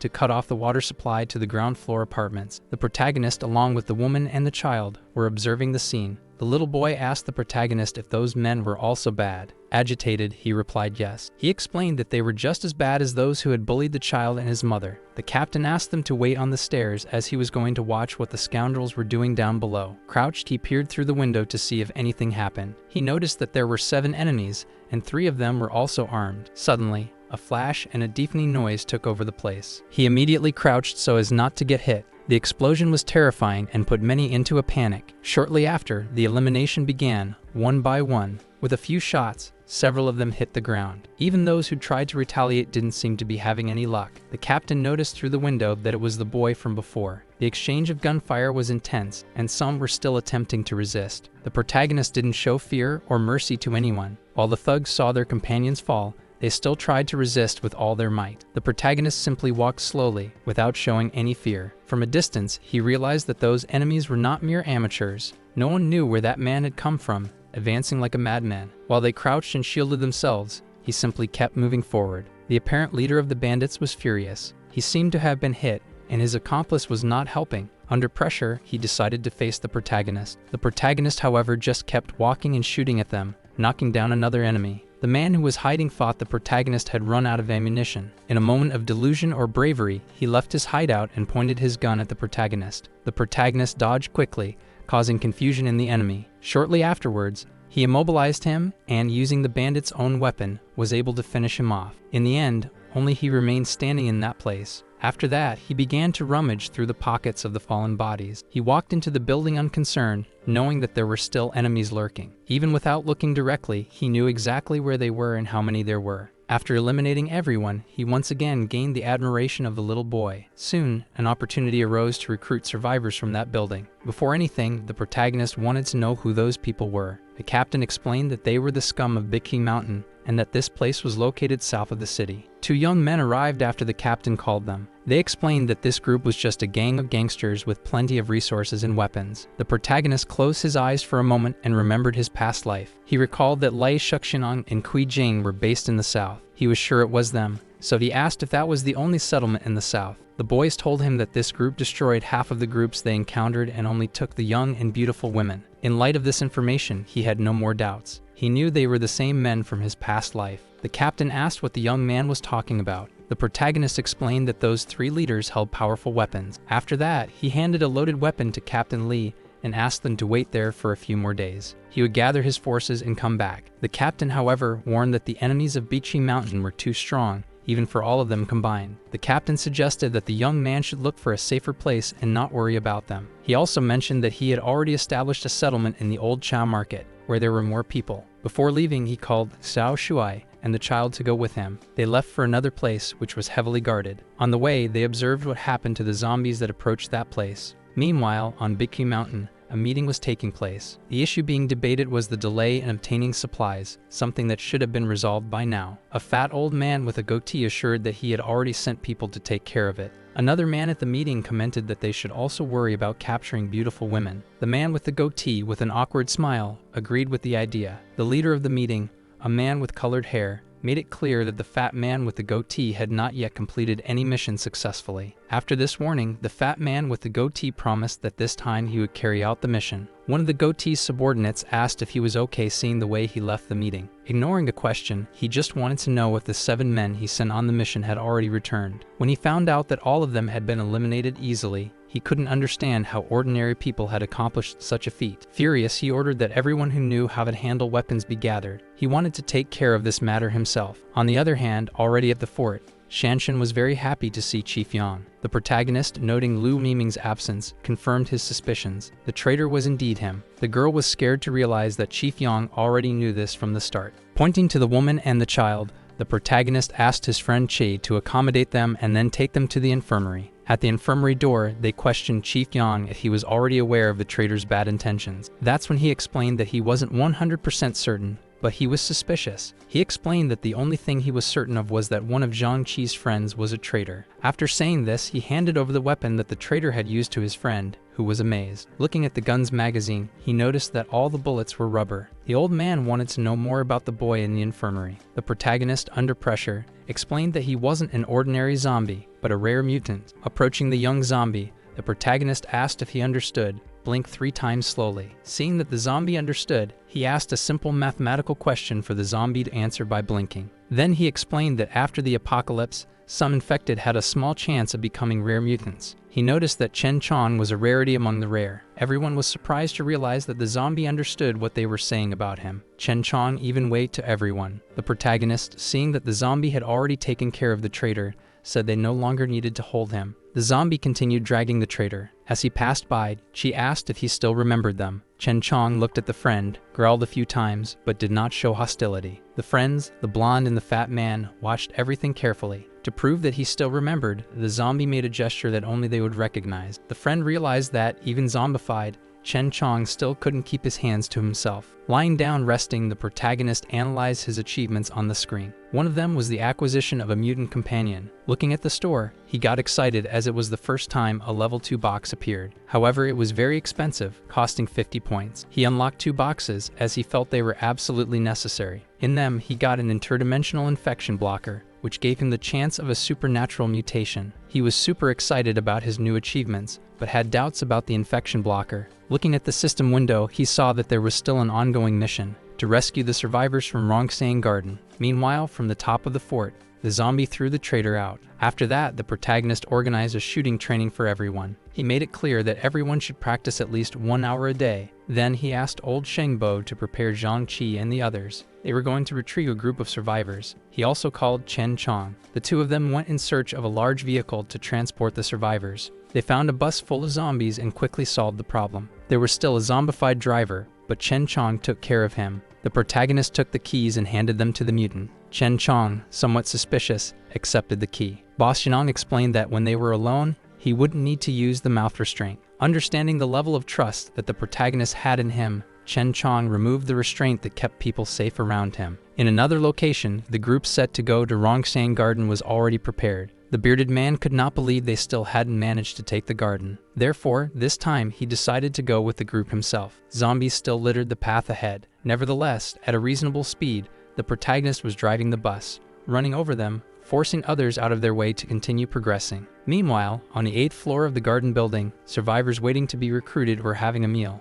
An excited young man heard car noise and thought it might be Boss Yanong. However, the captain asked everyone to remain silent and chose to check the situation himself. Outside, the bearded man's group was preparing to invade. Lai signaled that they were moving now. From up high, through a window, the captain noticed that those sorry souls were back. Song could not believe they hadn't learned their lesson from the last time. Despite everything seeming different now, the captain warned that they needed to be careful, as they didn't know exactly what was going on. They needed a position with a good view to stop the invasion. When Lai with the beard and his group positioned themselves to begin shooting, they were shocked to find that the survivors' weapons were more effective than they imagined. They were ready for a fight with no time for games. From the window, Song asked a boy to duck down and beware of the splinters. Lai with the beard requested a loudspeaker. With the megaphone in hand, he tested to see if it was working. Yet he didn't have time to address anyone because right behind him, one of his companions was hit in the head. Not only those close by were frightened, but also the others in the group. They didn't expect the survivors to have a long-range weapon. They had no idea when they had managed to get one. Meanwhile, the captain, positioned up high, was picking off the enemies to prevent them from entering. No matter how much Lai with the beard thought, nothing made sense. How did they get their hands on a rifle? They asked him what they should do. Following his orders, when the henchman fired without giving it a second thought. However, before he could get very far, he was stopped. Lai with the beard didn't care. On the contrary, he thought that man served as a warning to the others. He ordered everyone to wait for the count of 3 and burst out shooting. Lai was just watching, trying to time the trajectory of the shots. This gave him enough time to strategize. When he thought everything was ready, he too started running. From the roof, the captain aimed at the group, but did not shoot at Lai with the beard. However, the 4th man in the group wasn't as lucky and was left behind, becoming an easy target. The group's pickup truck sped up to escape as quickly as possible. At the same time, the bus driven by the protagonist was coming full throttle, with the mutant inside. At one point, the bus and the pickup truck passed each other on the road. The protagonist thought he recognized someone in the truck, but decided it wasn't the time to think about it. He parked the bus near the location to pick up the survivors, realizing that the rifle he had left behind had significantly helped them. Behind him, the mutant was salivating hungry. The protagonist noticed and asked him if he was hungry. After that, he let him eat. The mutant rejoiced because Chen Chong hadn't eaten yet. The protagonist said that after he had his meal, they should meet him at Complex 8. He then left, allowing the mutant to eat in peace. Considering it was his first meal in that way, Chen Chong tasted something different and intense. The protagonist walked past the fallen henchman. From the top of the building, the group noticed someone approaching. When they saw it was Xiaoyong, they called him. They came down the building to talk, and without delay, the protagonist asked if it was them who had dealt with the gang. The officer confirmed and said that it was thanks to the weapon given by the protagonist, adding that he was a specialist in handling rifles. A loud snarl frightened everyone there, except for the protagonist, who turned his attention to the source of the growl without any concern. From not too far, a zombie was approaching. The group already had their weapons ready to end the threat. Recognizing his zombie, Xiaoyong told everyone to relax, for the creature was with him. With slight fear remaining, the officer asked if the creature was really a companion. With the intention of evolving the zombie with the dead bodies, the protagonist commanded the zombie to consume them. Surprised, the policeman asks if the protagonist can speak to those creatures. He states that it's not quite like that and instructs the group to get on the bus, as he would explain along the way. In a hurry to leave, the protagonist tells the zombie to eat quickly and get on the bus. After consuming the bodies, he puts on a mask. Then he heads for the bus. One of the group members was surprised to see the zombie put on the mask itself. The MC teases the guy, saying he shouldn't criticize the creature out loud, as this might annoy it. Very slowly, the zombie gets on the bus. His strength and weight cause the vehicle to tilt slightly. This leaves the police officer perplexed. The zombie hands the key to the MC and keeps repeating key. Xiaoyong asks the zombie if it can now speak, but the zombie just repeats key. In thought, the MC says that after eating 6 deceased, the zombie Chang Chong is starting to evolve. He also thinks he needs to hurry to convert these points into the greatest strength of the settlement. They speed up the bus to get there as quickly as possible. Scene changes to the enemy base where Lai is being reprimanded for failing. He tries to explain, telling them that those seemingly ordinary people had automatic rifles. Zhang Lin says that small-town cops don't have such weaponry. Fat Li tries to explain to the boss that he is indeed correct and that someone can be sent to verify. Too tired to listen to excuses, one of the men there kicks him. Without means to contest and no more to do, Fat Li quietly retreats. Unsatisfied with just kicking Fat Li, the man expresses his tiredness of that useless one. Furthermore, now that Lai was understaffed, it was a good time to get rid of him. The old man, understanding the game, openly says that the impatient one just wants Fat Li's woman. Even more malicious, he says to old Xu and Boss Lin to regard the woman as a belonging of the three. Not to disappoint them, Boss Lin says he will find an opportunity first. Fat Li overhears all the conspiracy from outside the room. He's infuriated but can't do much about it. Now he's back in his quarters, wrecking stuff and overturning furniture. His wife asks what's wrong and tells him to calm down. He explains it's no longer safe here and they need to plan a quick escape. Fat Li calls a subordinate, who promptly complies. Lai orders him to gather the personnel at midnight. As he explains everything, that unreliable woman listens in the background. The bus arrives at the MC's base. Gradually, the group exits the vehicle. With the new survivors officially recruited, MC's mission is complete. Addressing the zombie, the protagonist warns that they will head for the South District tomorrow night. Interested in the subject, the cop asks why the MC is going to the South District. Xiaoyong says he has unresolved issues that need to be settled with Bichi Village. Later, in his room, he opens the system. He looks at what he's going to buy, successfully buys a level 2 high-tech supply box for 50 points. The box is opened, and the obtained item presents a plus 20 stamina potion. The item satisfies Xiaoyong greatly, expecting nothing less from a level 2 box. Xiaoyong injects the potion into himself. Now with 33 stamina points, he says he has 6 times more than an average person. He notices a fly buzzing around. He grabs the insect with his fingertips, examines the being in his hands without killing it, for having a lot of precision and control. He releases the fly after testing his own reflexes. Later, he passes by the base where some of the inhabitants are practicing shooting. As he walks, the cop asks if Xiaoyong already heads for the southern part of the town. He confirms, and the cop asks about instructions. The answer is straightforward. He should teach everyone how to shoot. The cop, quite experienced, ensures that he will complete the task. Xiaoyong calls Chang Chong to proceed on the journey. They leave the base sped up in the bus. Now Fat Li's meeting takes place. He remains with all his remaining personnel. A car pulls up there. The lights of the headlamp dazzle their eyes. Old Seller shows up armed at the front of the car, and the goons position themselves around. In the car are the other traitors. Fat Li and his subordinates are not ready for this. Mockingly, old Xu questions where Lai is headed. He thinks for a moment before answering, using the excuse that he takes the advantage of the night to attack Rongshang Garden. The old man feigns interest, not believing the excuse. A henchman throws a body at Fat Li's feet. Li's assistant lies motionless, and the subordinate next to him recognizes and calls for him. The Fat Li strikes his subordinate for talking too much. Then he pretends he did not know the deceased. Without showing any interest, the old man raises his gun, and his henchmen open fire. The sounds of the shots echo. Fat Li shrinks back, frightened. Upon noticing that he remains unharmed, he opens his eyes. The scene before him reveals all his fallen subordinates. He insists that he was unaware of any betrayal. Old Tad orders him to observe well who is inside the car. Fat Li looks into the vehicle. The vision reveals something he would rather not see. The woman who was supposed to be his wife is in another man's arms. The revelation arrives bluntly. Kui Jing really exposed his plan. Fat Li raves about her betrayal. Boss Jean receives the question about Li's fate. The answer comes with a single finger signal. The order becomes clear. Fat Li is hanged by the neck. There he remains, exposed to all. Walking with his bus, Xiaoyong arrives in the region. He skulks along with Chen Chong. They pass by the place where Fat Li hangs. Xiaoyong stops near him and gestures for Chen Chong to keep quiet. Observing the situation, he expresses a desire to be the one to deal with Fat Li. With precision, he throws a stone. The rope breaks. Fat Li plummets headfirst onto the ground. An idea emerges in Xiaoyong's mind. He claims he will help Lai get revenge. Inside the house, in one of the rooms, Kui Jing is tied up and devoid of clothes. The bosses enjoy the situation. Akai is done and is getting dressed. He hears a sound from outside and approaches the window to check. Looking at the view below, he observed a terrible scene. The henchmen were inert on the ground. A knock on the bedroom door diverted everyone's attention. At the same time, the protagonist breaks into the room through the window.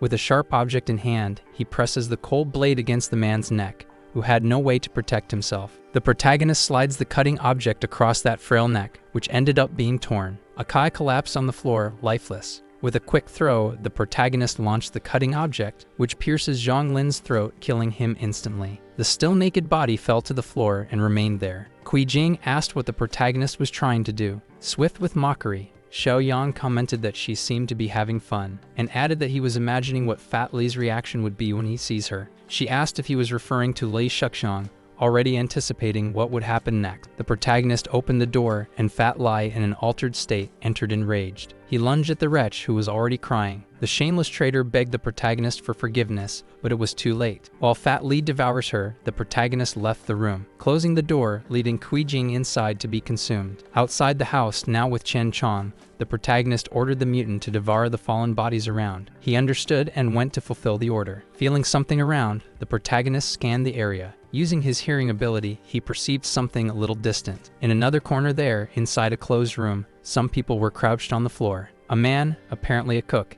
entered the location. He was fat and seemed to have bad intentions. Another man, a helper, pulled a little girl as if choosing an animal to be taken. Looking unsatisfied, the cook commented that she was too thin. He pointed to a bigger boy and said that it should be him. With a pleased expression, he claimed the boy was more suitable as he was bulkier. The boy's mother pleaded to spare her son. Annoyed, the cook threw her on the floor. Even fallen and in tears, she kept begging for her son's life. She tried to ask the people there for help, but no one was willing to risk it. Footsteps and gunshots drew everyone's attention in the room. The cook wondered who would be there. He asked his subordinates if it was the sound of a shotgun, but one of them mentioned that only the boss had one, making it unlikely. The little boy ran into his mother's arms, who was relieved not to have lost her son. The door was opened from the outside, making everyone more apprehensive. Not wanting to expose himself, the cook ordered one of the minions to go check it quietly. Without being able to question, he set off with a weapon in his hands. At the same time, the arm of a being grabbed him, quickly dragging him outside. The other armed minions prepared to shoot.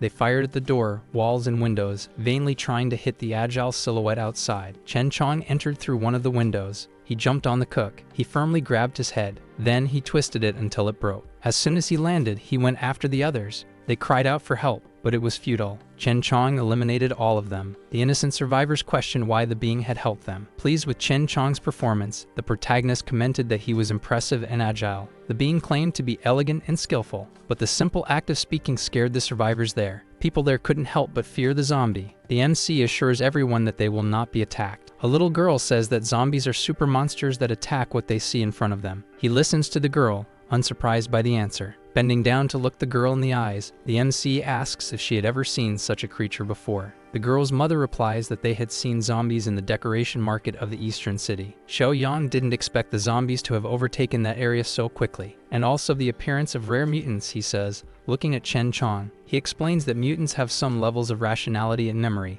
making them much more efficient. Chen Chong asks if this also applies to him. The protagonist affirms that Chen Chong is a rare mutant. Xiaoyong asks everyone if there is anyone else, and they reply that there are people trapped in a sales office and in the basement. Then the MC goes with them to rescue the remaining survivors. He slowly opens the basement door. Inside, the scene was terrible. Zhang Lin's staff was capturing survivors from nearby and slaughtering them there. That was the reason for the lack of settlements in the south of the city. Not understanding the reason for so much slaughter, he asks if it was all for food. He had a rough idea of how many enemies were there in total and knew it was too much meat for them. The MC asks about the sales office. The man says it is located near the south gate. He also explains that captives are initially brought there to be slaughtered later. A system mission appears for the MC with a reward of 20 points. The scene shifts to the sales office. Hearing gunfire, a guard asks where it's coming from. The other says they are practicing shooting at people. Zombie Chen Chong falls from the roof behind them, ending their lives very quickly. Inside the office, some naked women are huddled together. They hear the guards being taken out. Not wanting to die there after so much suffering, they hope they are not next. The door slowly opens. The women are already desperate, not knowing what to do. But the one who enters is the protagonist, calm as ever. He just tells them all to come with him. They go through the whole office, the group led by the MC. A survivor asks if the protagonist is really going to take them to a safe place. He says yes,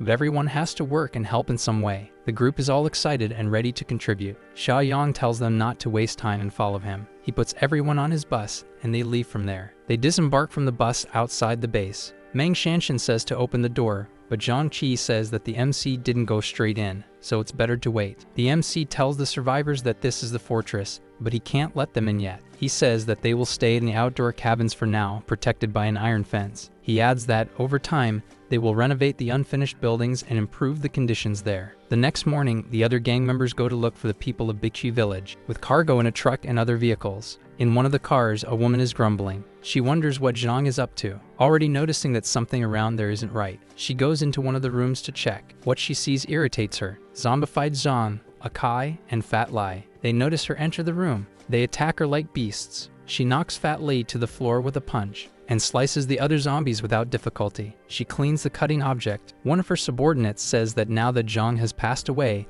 they will deal with the meats. The woman says they will have to deal with it from now on, and will eliminate whoever stands in her way. They continue walking through Bigchi village, finding deceased thugs on the ground. The subordinate informs that no survivors were left. She asks about the meat, and he says it's still there. So the woman orders to bring the vehicle to load the meat. Other thugs load the truck with black bags. After observing the surroundings, the woman notices something. A very big and evident track of tires. Normal marks wouldn't mean much, but the size of these ones indicates that someone drifted with a large vehicle. In his fortress base, the MC was looking at a system mission. He considers that he has enough land thanks to that snob who underestimated him that time. Think about what to do next while you're still up there, looking at everything from above. Walk to the base with Zhang Qi and Shanshan. The new members of the base call you a savior. Those people thank him on their knees, even though the protagonist says it's not necessary. Turning to another woman, he asks where exactly she had seen the super mutant. The woman said it was at the Huiwanfa decoration market, while looking for supplies. The group was attacked and ended up separating while fleeing with her daughter, until they came across the people of Villa Bigshi. Apparently, the protagonist plans to go there. Shanshan tells Xiaoyong they have plenty of supplies and don't need to deal with the monster. Ignoring that, the protagonist says the more, the better, and the place where the monster is close by. And if left alive, the mutant would threaten everyone's safety. The woman who mentioned the mutant asks her savior not to go. The protagonist says he knows what he's doing. He orders Zhang Qi to call Uncle Chang because they are going to face it. In front of the decoration department, a group arrived to collect supplies. That group intended to quickly grab supplies and go. One of them said the place could have been looted already, but the group leader said there is always something left in large places. The group is optimistic because they can handle zombies with some tranquility. They enter carrying pots, axes, crowbars, iron bars, and other melee weapons. They look at the shelves. All close to the entrance are empty. The woman bangs a pot against a wall. Then yelling, she asks if anyone was there. She was apprehensive because she didn't know what to expect. Some zombies, attracted by the sound, go towards them, about to attack those people. Sounds of pounding echo throughout the large market. Even with weak appearance, they had an easy time defeating zombies. Given the small number, it is likely that most of the zombies have been eliminated by other groups. That not-so-subtle entrance attracted the attention of those who shouldn't have noticed. The specialist mutant was looking stealthily, fiercely waiting for a good moment to act. He was minimally intelligent and would not attack the group while they were attentive. Those people kept looking between the shelves for supplies. The woman Wanwan found something that interested her a lot. A large bed that seemed comfortable to her. She throws herself on it, enjoying a moment. They had good supplies and beds there, which made them consider settling there. In another corner of the large market, two of the group members ventured off to smoke. Thinking about the option of staying there, the more calculating man said the place was hard to defend and could attract others. But he saw a small building that looked nice nearby. Before he could finish speaking, he was already dead. With its large claws embedded in the man, the mutant says the fresh meat was great. The other guy runs and screams for help, scaring the group, who had no idea what was happening. Before he could get any further, the extra was killed. The zombie lifted him into the air with its claws and split the man into two in front of the group. Wanwan had a good look before she had the strength to run. She runs as fast as she can. The rest of the group also. But the mutant zombie, who was not very friendly, continued chasing the people. Wanting to live for another day, Wanwan runs faster. She continues to run until it's just her. She sees the exit in front of her getting closer and closer. She knows she's almost there and tries to keep going, but she falls and, exhausted, can no longer run away. The mutant is in front of her. Scared and crying, she tries to defend herself with her arms. Looking at Chen Chong, she says she doesn't want to die. But seeing the zombie pass by without attacking her, she's confused. Suddenly, she hears a voice telling her not to be scared. Looking at the protagonist, she seems to recognize him, until she remembers that it was he who bought the property. Helping her to stand up, he seems to remember her too. He asks if her name is Ning Wanwan, but she remembers the monster and says they have to run. The protagonist says they're already dealing with the monster. Even so, she seems to be very scared. What she sees is making the young woman worried. The hulking mutant thought glory should be shared among them. The protagonist asks Chen Chong if he can do it by himself, and Chong says he'll try. Then he pushes the zombie back. The mutant says it's good to meet another of the same species, and he launches to deliver an attack that broke the floor and almost hit Chong. Prepping another attack, he wonders if eating another of his kind will make him evolve faster. But without a chance to dodge, a punch was coming his way, which makes him have his head buried. The big man was caught off guard by the rival's fighting power. Without letting him get up, Chong raises his leg to attack. He swings down his leg, striking with all his might. But he notices something and looks up. His enemy was no longer in the strike zone. From the ceiling, the mutant says he can finally use the power he accumulated from hunting. Still looking at his opponent, Chong is taken aback, for the mutant was already in front of him. They fought at such a high speed that only flashes of light could be seen. Zhangqi asks how that mutant could be so strong, and the protagonist says that if he hadn't come today, he would have become a significant problem. He draws his gun, which greatly surprises the girl standing behind him. The protagonist tells Chong that he will need to hold off the big guy for a second. He holds the mutant. With the enemy immobilized, the protagonist shoots, and then the mutant was hit right in the forehead. That made him recoil backward. But he gets up and says it hurt and he will destroy them. Zhangqi, shocked, asks how he took a shot to the head and is still alive. But the protagonist, undeterred by the apparent lack of reaction, shoots even more, taking it in the chest. The big guy just keeps laughing like a madman. Looking at the mutant's body on the ground, Zhangqi asks if he really is dead. The protagonist asks Chong if he isn't going to try to eat the mutant to get stronger. Observing the mission requirements, he saw that everything counts. But not wasting opportunities, he says that since they are there, they would clean the supermarket. Using his spatial ring, he stores everything he sees. His friend asks what kind of magic is this. Looking at the bodies on the ground, he asks Chong if he is full. A white car was driven at high speed. Meanwhile, the woman asks if he saw something. With the binoculars, he observes the watchtower, and where most people from the base lived. He says they have a good number of people and old weapons, and says the only advantage is that the base is well built. The two talked about the attack their partners had suffered. They say the heavens are on their side, giving them new prey and a base. The driver asks if they should move now, and the woman replies that they should bring more people and weapons first. With that, they make a retreat in the white car. In the black car, the protagonist is returning to base. Inside the car, Wanwan asks if it's true. Zhangqi says it's true, and they even have hot water and mattresses. The protagonist, after noticing something on the road, asks them to take out their weapons, which Zhangqi does quickly. At one point on the road, the cars pass close to each other. The protagonist looks into the car and sees the woman. She also stares back, and suddenly, a new mission is announced. His new mission was to resist the invasion, and the reward would be 50 points. The protagonist wonders if it was that person who passed by him. While thinking about this, they arrived at the base, with it always being watched over. He comes asking Shanshan if anyone suspicious had approached the base. She answers that a car passed by and asks if it was something serious. He immediately asked her to gather everyone because he had something critical to announce. In a place in the southern suburb of the factory, a group of extras listen to something on the radio. When the survivors hear that someone nearby had a base and needed more hands to work, one of them says it must be close by, but suddenly they see a car and wave to it. With that, the car stopped. Stepping out of the car, the woman asks if they came because of the transmission, and they promptly confirm. Seeing the size of the kind woman's heart, the extra blushes. That woman approaches him. She says they arrived in time and asks to follow her. She adds that it's close by, but that the guy is full, so they should go on foot. Arriving at the base, they could see zombie bodies scattered around. The group of survivors were impressed with the size of the place. Embarrassed, one of them says he was going to step out for a while and would soon return. The woman quickly tells him he doesn't need to go out, as there was a bathroom in the base, and asks him to follow her. Following the woman, the extra could relieve himself. He also noticed that she watched him. After finishing, he adjusts his clothes. While still pulling up his pants, he tells the woman that she doesn't need to be shy. But shortly after, he starts feeling bad and begins to choke. It was the woman who quickly stabbed him. His body drops lifeless to the ground. Afterwards, she complains because she thought he was first-rate. Coming out of the bathroom, her subordinate says everything's ready, and she asks to bring the one from the bathroom as well. She adds to call the second and the third brothers. Already around a big table,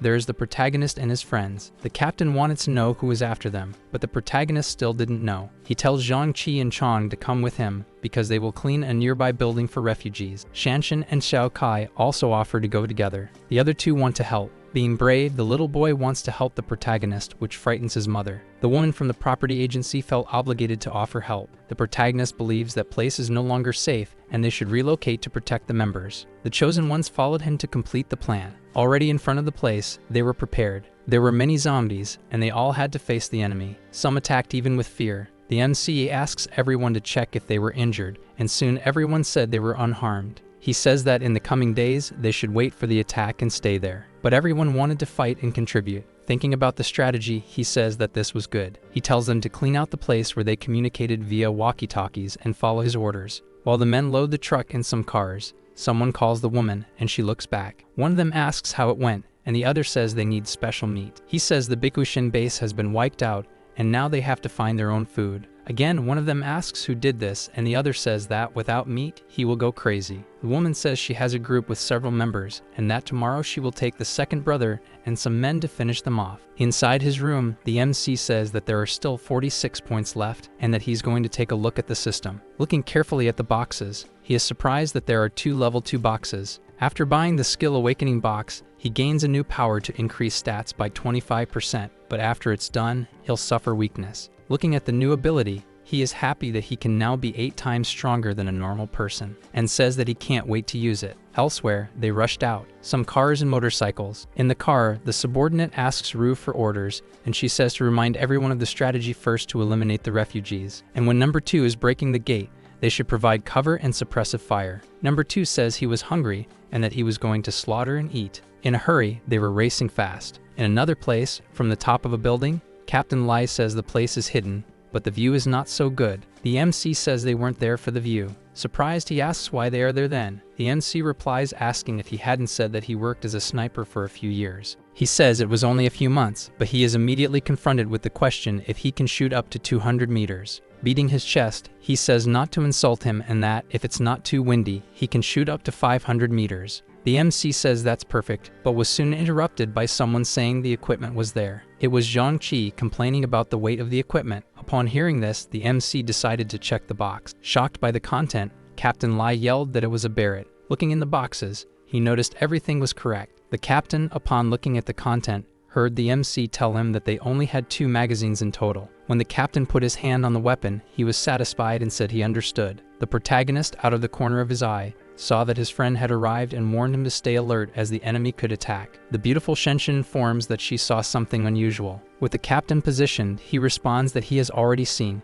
It was the enemy's attack. Meanwhile, intruders from afar noted the lack of some of the refugees. The woman warned that, at that distance, if they were spotted, it would be hard to fight back. With that, the cars sped on. Shenshin alerts that the enemy is now in sight. With that, everyone who was armed began to open fire. However, the cars were zigzagging, trying to dodge the shots. But one of the cars was hit, and the driver lost control, leaving that car out of control to eventually collide. The woman was irritated because she noticed that she had been spotted by the enemy. Everyone wanted answers about the situation. Even so, they approached closer and closer, trying to hide from the open fire. The big enemy didn't care what was happening. With his blade, which could cut through steel, he tried to break down the gate. The young girl noticed that someone was trying to break down the door. They opened fire in that direction, trying to prevent the worst. But the enemy also had her mercenaries. Someone was trying to defend themselves. However, the chubby man with glasses ended up being hit in the shoulder. They also noticed that their firepower was equivalent to theirs. They shouldn't be afraid. The right thing would be to hold the position. Old Bo noticed that they were cutting the main gate. The protagonist, hearing this, says they could relax because he had a plan.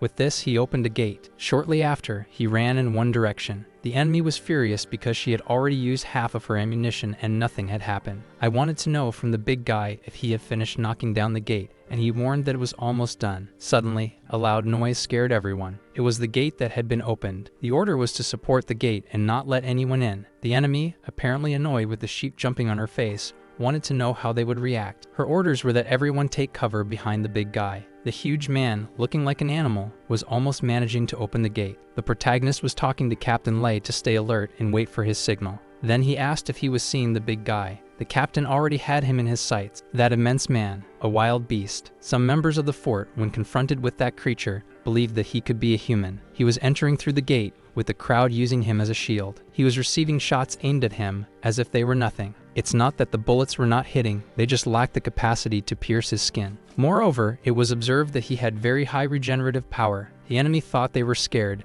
as it was their first time seeing such a monster. The captain had already noticed from far away that the big man had healing abilities. Therefore, he shot everything at him. The big man even lost his initial head. With the impact, his body fell to the ground. His team was terrified, as this was the first time they saw him falling. The enemy did not know how those useless people had managed to get their hands on such potent weapons. The protagonist appeared behind them throwing fire. With the noise, they all retreated and ran. They noted that they had miscalculated and underestimated the strength of the enemy. The order from the enemy was for them to run quickly to the vehicle. The expression on her face was of complete hatred, with her veins bulging and her eyes furious. However, the protagonist disagreed about allowing any of them to escape. The woman knew precisely who that boy had been in those days. She pulled one of her own to serve as a shield for her. Acting quickly, she prevented the attack and was not hit by any of the bullets. The protagonist noted that the reaction speed of that woman was incredible. She was also an evolved one. The woman even threw her companion in the protagonist's direction, who simply ducked to avoid being hit. He needed to move quickly to manage to escape. However, she was already in Captain Lee's sights. He knew that, both in heaven and on earth, his aim was certain, and he hit one of the culprit's legs. Shortly thereafter, the female enemy fell to the ground. The captain was upset as he realized he had missed the direction and the aim. The female enemy was still alive and managed to be rescued by her friends, who threw her in the car and drove off at high speed. Watching the scene, the protagonist knew that if they came back seeking revenge later, it wouldn't be an issue. His status bar was high, and he had gained some points. His power was so cheated that he already knew where they were headed. After seeing that they had managed to fend off the enemy, everyone at the base was pretty pleased. They were pleased because they had had no fatalities on their side, only a few injuries. They would then go looking for the refugees hidden in the abandoned building. The protagonist, looking at the status message, was pleased to have gained 76 points. At the enemy base, the white car arrived with the few who had survived the attack. They could hardly believe when they saw that there were only 3 left, and the enemy was still injured in the leg. They wanted to know what had happened so seriously for her to have so many injuries. The woman said they were careless, as they did not think the enemies would have such heavy weapons. Annoyed, she ordered some meat to be brought to her, as she needed to replenish her energies. However, the man did nothing, just stared at her silently. Even so, she repeated that they should not stand still and get moving. She also said they were worth nothing. The man was upset because the woman had arrived in that state, but still had the nerve to talk to him that way. The woman couldn't believe the man was rebelling against her. Furious, she ordered the 2 men who were with her to take him down. When she saw that they did nothing, she looked back and noticed that they just stood there silently. The man told her that the rules had changed. Number 2 was down, and she injured. This made him the strongest one there. Also, everyone didn't like the way she treated people. She noticed everyone was rebelling. She threatened them, saying she could take care of everyone. However, within the next minute, she was already cornered by them. The blonde man looked like he wanted to give her a lesson with his own hands. That one was clearly disliked in that group. They gathered and struck her several times. They only stopped when they were certain that she would never react again. With this, the thin, blonde man took the lead. After that, one of his subordinates referred to him as the 3rd boss. This caused great discomfort to the leader at the time. The man, realizing he'd gone too far, scratched his head and apologized, regretting his mistake. The man came to the conclusion that losing the 1st and 2nd bosses in other battles was very bad. Now they were trembling at the thought of encountering that man again, whom they called Tentacle Man. But the boss didn't mind, saying they could seek refuge in the West Steel Group. When the MC and his companions arrived at a certain location, his friend Che was astonished when he realized exactly what this place was, a base. However, he asked his friend to enter quietly and not to make so much noise. They looked at the ground and saw the enemy that had been exterminated and left behind. Captain Lee found it strange that they slaughtered their own companions, but the protagonist saw nothing unusual in this. Che asked Boss Yang if the big guy they faced was their zombie friend. They talked about the evolvers, and Captain Lei wanted to know more about them. The protagonist said that to become one, it was necessary to start feeding. The two, having heard the protagonist's words, found it very strange. Therefore, the MC explained again that to become an evolver and gain zombie abilities, they would need to feed on humans. They were scared and asked if, to survive the apocalypse, they would also have to eat humans. To reassure them, the MC warned that, although this was a more direct method, it was not the only way. He showed something that looked like a red stone, which scared them even more, wanting to know what it was. He said that in the end, be it an evolver or a zombie, All were mutants. He added that as the disasters intensified, even the zombies might have a chance to form cores. The captain thought they should eat zombie meat, but Chi made it clear that he was out of this. The MC explained that only mutants like Chen Chong could get stronger by consuming zombies. As he spoke, he announced that the mission to invade the base and eliminate the enemies was complete. As he was checking, a zombie tried to attack him. Very agile, he managed to get rid of it quickly. Then he checked if it had the core. His suspicions were correct. It too had a core, and the hunt was just beginning. With 2 cores in his hand, he offered one to each of them. Chai refused to consume it and asked Uncle Lai to do so. Captain Lei, with the 2 cores in his hand, began to sweat, but also wanted to get stronger. So without thinking too much, he put the 2 gems in his mouth at once. Instantly, there seemed to be some change in him. Showing off his arm full of protruding veins, he exclaimed that the sensation was incredible. Even though he was stronger, the protagonist warned him that now that he had become an evolver, he was still not strong enough. He also announced that the crisis was over and they should return. Meanwhile, at the West Steel plant, the surviving small group was recruiting reinforcements. As soon as they arrived, they were noticed, and a man asked them to stop. But the intruder identified himself, saying he was the 3rd boss of the coal plant. Slightly suspicious, the man said he would let the leader know the man was there. After that, they went on to speak with the leader. A tall, bald man asked what the 3rd leader was doing there. He, feeling embarrassed, explained that he had been attacked, and in order to cover for the other 2, they didn't survive. The bald leader genuinely felt sorry for the loss. He asked them to escort the 3rd boss and the brothers from the coal plant to a safe place. Meanwhile, the bald leader secluded himself in a corner, talking to another person. They were already settled when one of the subordinates referred to the 3rd leader as the 3rd brother. However, that man just wanted to express that he had a peculiar feeling about the place. He asked them to look around and notice how secured the place was, with bars on doors and windows, almost like a prison. As he spoke, a man with a threatening countenance barged in. He ordered them to get out and follow him. All complied with his request, gathered together, and waited for them. The 3rd leader asked the big leader what was happening. However, it was the woman who replied, asking what should be the fate of those who betrayed their own leader. He spoke to the 2 of them, saying there must be some mistake, since he hadn't done anything. The woman, being considerate, wanted him to depart from world knowing about his transgression. The big brother told the small mouse that he had been to the coal plant. That boss had a reasonable explanation for the fact that the rat had turned against its leaders. This made the boy feel hurt, saying they were all speculations and there were no evidences. The bald boss found the 3rd leader's face funny when he asked for evidence. Soon after, he gave the order that everyone should be eliminated. One of the subordinates of the 3rd boss pleaded to be spared, offering some information in exchange. The possibility of obtaining information caught the woman's attention. Taking advantage of this, the young man revealed that there was a settlement in the east of the city, with many people and many supplies. Upon hearing this, the woman wanted to know if the strength of this settlement could be compared to theirs. This made the leaders imagine it could represent a future threat. However, the young man affirmed that the camp didn't know how to become evolutionary. The man in the center of all seemed interested in the conversation about becoming an evolver. The most intriguing thing was how they had been defeated if the enemy did not even have an evolver. After saying all that, the boy looked at the woman and asked if his information had been useful. She just absorbed the data,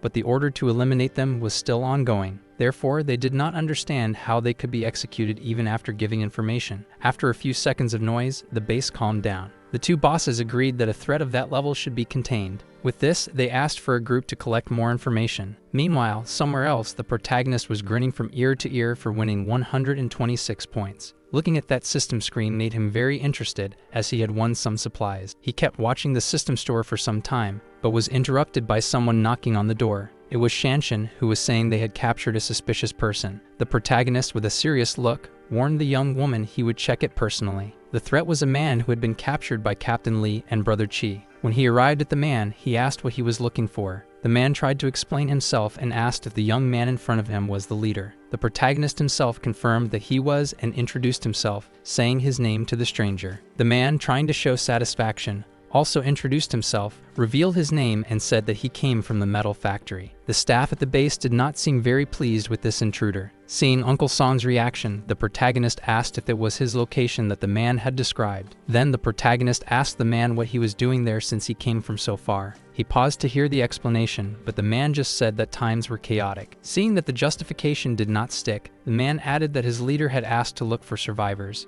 The man's mask fell when the chubby glasses guy revealed that he had made a map of the place. After handing the map to the protagonist, he decided to observe the drawing carefully. Given this situation, he preferred to activate the Eye of Mind to see the truth. The Eye of Mind revealed that this man was hostile. With this information, the protagonist didn't hesitate and already looked for defense. He told the man that he was no innocent. He knew how things worked and demanded the truth. Without another way out, the man swallowed hard. He insisted that everything he had said was true and that he was just being cautious. The protagonist cleverly asked his friend Chai if that man knew about Brother Chong. Since the answer was negative, the protagonist decided to let the man go. The man could hardly believe that he had been released, and he even received from the protagonist's hands the map he himself had made. The man bowed a few times, thanking for his life. After that, he hurriedly left there before the staff changed their minds. As the man ran away, the protagonist was thinking about the steel plant and was already planning the points he would earn. 5 months later, at the West Steel factory, people were living their lives normally. 2 workers were talking about the disappearance of some people and about a certain monster. As they spoke, they heard a strange noise. One of the workers advised the other not to check and leave it to the guards. However, he didn't listen to the advice and was hit by a sharp object. Meanwhile, one of the guards was standing, enjoying a tobacco. He was called by the screams of a worker who was approaching desperate, asking for help. The man thought he could only be the one attacking again. That was the version he believed in. The guard immediately imagined that the attack had occurred without warning. The order was clear. Only the evolved with skills should go after him. Scared, they returned to the place the noises had come from. The guard also warned that if they encountered the tentacles man, they should not fight, just run. While speaking, one of the guards was hidden behind a pile of rubble. He seemed to have seen something, and therefore paid more attention to the detail. Upon noticing some footprints on the ground, he deduced that the tentacle man had captured a victim and fled. The guard also noticed that since the coal plant was destroyed, the number of missing people kept increasing. However, in his mind, he suspected that those acts were not performed by the tentacle man. Elsewhere, someone thought they had lived more in this life than in the previous one. He was thoughtful, as months had passed and the mission for the steel plant had not yet appeared in the system. While reflecting on this, the staff who had gone out returned safely. He jumped from high above to welcome them and hear the news. The protagonist wanted to know from his friend Chai if no one had noticed the hunting operation. He also wanted to know if Xiao Shuai was already getting used to the situation. The youngster, now with the responsibility of his mother, had eliminated a zombie on his own. He appreciated everyone's progress and asked them to store the mutants' cores. When a new mission came, he was in doubt. Would it be something related to West Steel people? After that, he spent some time, and he was in a meeting with Captain Lei, who asked if he would infiltrate alone. In Song's opinion, those people had bad intentions. However, the brothers could be assured because with his current strength, no Brother Chong could hurt him. He also took the opportunity to ask Old Lai and the captain to take care of the fortress. Upon hearing this, Old Lai said he didn't need to worry about such things. Meanwhile, at the enemy base, someone had urgent information to report. Despite insisting, the man was barred, since he had no permission to see the 2 leaders. This left him extremely displeased, and he grabbed one of the guards by the neck. When another guard asked if he had gone mad, he released his colleague's neck. For a moment, he seemed to regain normality. The man who had been grabbed was coughing, trying to recover. Meanwhile, Lei Cheng thought his emotions were taking over. From inside, someone was shouting that he could come in. The guard at the entrance heard this and let him through. Lei Cheng slowly went in and came face to face with the boss. She was standing there, with a calm and confident demeanor. He reported to the boss that he had a different theory about the tentacle man. However, after hearing everything he said, she kept silent, just watching. Only then did she ask if he was saying there was another enemy. The woman asked him not to spread that information, despite it being very useful. The man tried to argue, but she assured him that things would not get worse than they were. Leaving her office, he remembered that there was something he had not yet asked. She glanced to the side and saw someone who was very careless. She stated that if he were as meticulous, he could continue the work from that moment forward. Smiling, he replied that he would make the mess while she would take care of the cleaning. With that, it became clear that the 2 of them were behind the disappearance of people. Our video ends here. If you enjoyed it, please like and subscribe to the channel. Until next time, bye bye.